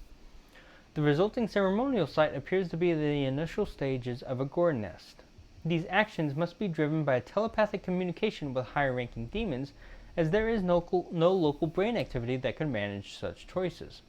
The possessed will perform these tasks even when limbs are removed or Pavlovian pain responders are implanted in their cortex, further cementing the theory that they are unwilling slaves performing an integral part of the life cycle of the demons. The possessed create the birthing ground for new demons, and upon expiration are themselves used as fertilizer for the gore nest. Possessed Engineer Uac Report File TTI-XXLSM. During a Lazarus Wave event, victims undergo dramatic changes to their physiology both internally and externally. Aside from fundamentally changing the composition of their internal organs, the high-intensity plasma wave is strong enough to fuse metal to skin. In many cases, personal items such as watches and jewelry can burn through the skin and become permanently embedded in the victim. Perhaps the most unfortunate victims of this fusing event are any subjects that happen to be working with acetylene tanks or welding equipment. As this equipment is often attached to the body to allow for mobile work in low-gravity environments, the Lazarus Wave will create a demonized human with a highly combustible explosive device embedded in its skin. As with all possessed creatures, they are mindless and driven through some form of telepathic communication from an unknown demon overseer. Additional care must be taken when confronting a possessed engineer. If the fuel tank is punctured and it doesn't explode, the weakened container can turn the possessed engineer into an explosive projectile. This is a danger to any being nearby, both human and demon. Unwilling. Uac Report File JHK1J6HT. The unwilling are fully transformed possessed that have been transported to Hell to serve as shrine worshippers, slave labor for higher level demons, or cannon fodder for battle within Hell. Hellraiser. UAC report file L26RSEYP. The Hellraiser is an astute and tactical foe that will engage enemies from a distance with a powerful beam of unrefined Hell energy. The beam emanates from an arm-like protrusion composed of cartilage and other osseous tissue. Articulation of the cartilage allows the Hellraiser to focus its energy beam into a single charged shot that will obliterate anything that stands in its path. UAC report file ITDPXXWC. Recent dissection of a captured Hellraiser has revealed a remarkable embryogenesis. Between the 3rd and 8th week of development, a parasitic Hellraiser will seek out a suitable host to cremate from within. As the Hellraiser matures, the host's arm ossifies into a beam weapon. Simultaneously, the pyrolyzed host becomes capable of withstanding the extreme temperatures generated during the repeated accumulation of Hell energy. The Hellraiser has not yet been observed outside of Hell, and further investigation is planned for the next tethering operation. Possessed Security. UAC report file G9X6EWK. Possessed security units exhibit the most complex battle strategies of all possessed humans, including mobile shield advances towards the enemy and filing while in defilade. Possessed security will also drop their shields to adopt a more accurate firing stance at the cost of lowering their defenses. UAC report file CHV3PWYX. A possessed security will keep an optimal distance from its target. If the target gets too close, the possessed security will attack with a ferocious shield bash, then retreat to a preferred engagement range. Possessed security have only been observed using the DS-117 Uac Shotgun and shield outfit, which suggests that their ranks are exclusively created for members of a Special Forces military unit called the Uac Neo-Phalanx. The Neo-Phalanx is used exclusively as military defense for remote Uac colonies. Alright. Cyber Mancubis UAC report file K2V693Z5. The Mancubis strain of demon has long been a subject of fascination among Lazarus Project scientists. Eager to understand the biology of these creatures, a team of biogeneticists, led by Dr. Pierce herself, was formed to research and manipulate the behavior and effect of the creatures. UAC report file D070AKZU, and that's 070. Sorry. The work of Dr. Pierce and her biogeneticists proved successful, and several cybernetic Mancubi are currently held in captivity within the Lazarus Project laboratories. They are held under the strictest UAC security protocols, so there is no chance of an escape. Citation needed. UAC report file U6CVKICG. The cybernetic Mancubis differs from its naturally occurring brethren in several ways. The chitinous growth on each arm has been replaced with a UAC-developed rifling barrel, which allows the Mancubis to fire its bile at much greater distances. The resulting ejection, however, does not ignite. The bile is still highly toxic and will quickly poison any organic creature it hits. Their behavior has also been modified to make them favor a longer engagement distance to complement their long-range biosniping weapons. While attempts have been made to provide better-fitting armor to these cybernetic monsters, they invariably outgrow their uniform within a few weeks. And finally, Spectre, UAC report file CLWTHI1R. The Spectre is the unfortunate result of a misguided attempt to genetically modify the Pinky. Several Pinkies were gathered during the first Lazarus Project's tethering operation, MTC 2146/351. 4 of the captured beasts were vivisected. While 3 of these experiments resulted in the death of the subjects, One resulted in a Pinky with limited psionic abilities. In an attempt to increase its ocular capacity, the optic nerve of a cacodemon was transplanted into the Pinky. After the operation, the animal was returned to its enclosure to recover. It is believed that the beast was accidentally released from its pen when its keeper, thinking the invisible Spectre had escaped, opened the gate. Several months after the first Spectre went missing, the second tethering operation, MTC 2147/016, captured 2 fertile specimens. Presumably, the original Spectre wandered into the Lazarus Wave testing facility and was teleported back to Hell by a summoner. It is unknown how the Spectre managed to breed, but the psionic trait has carried to the offspring. Besides the psionic invisibility, there are no known differences between the Pinky and Spectre.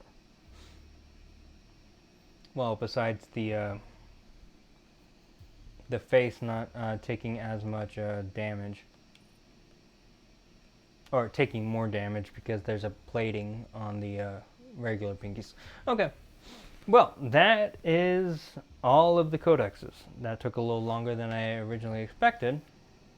So, Warning. Core temperature rising. apologies for that.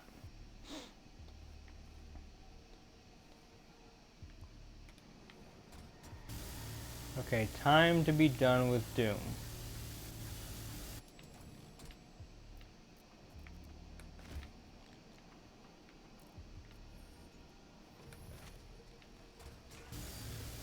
Yeah, that's kind of the thing now that I'm thinking about it. This is the last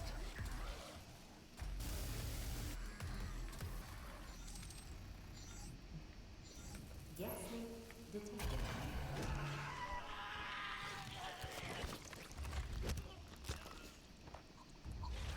this is the last little bit I get to play of this game on stream. Unless I want to come back to do like a harder difficulty or something. But I don't think I will, honestly.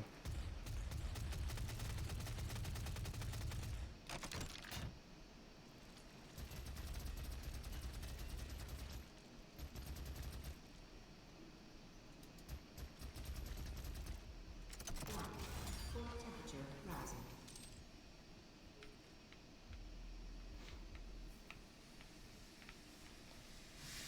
Okay. So, let me go do real quick something.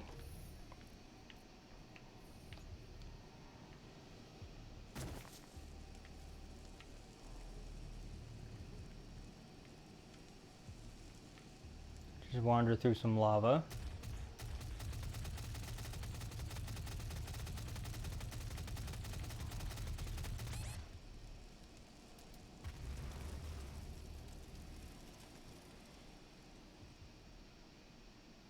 And reference. Okay. So, that is the last of Doom that I will do on stream. Honestly, I played this game because I was starting to get a little tired of playing Splatoon on stream, and I wanted to play a actual shooting game, I guess. So, being able to play through the entire campaign,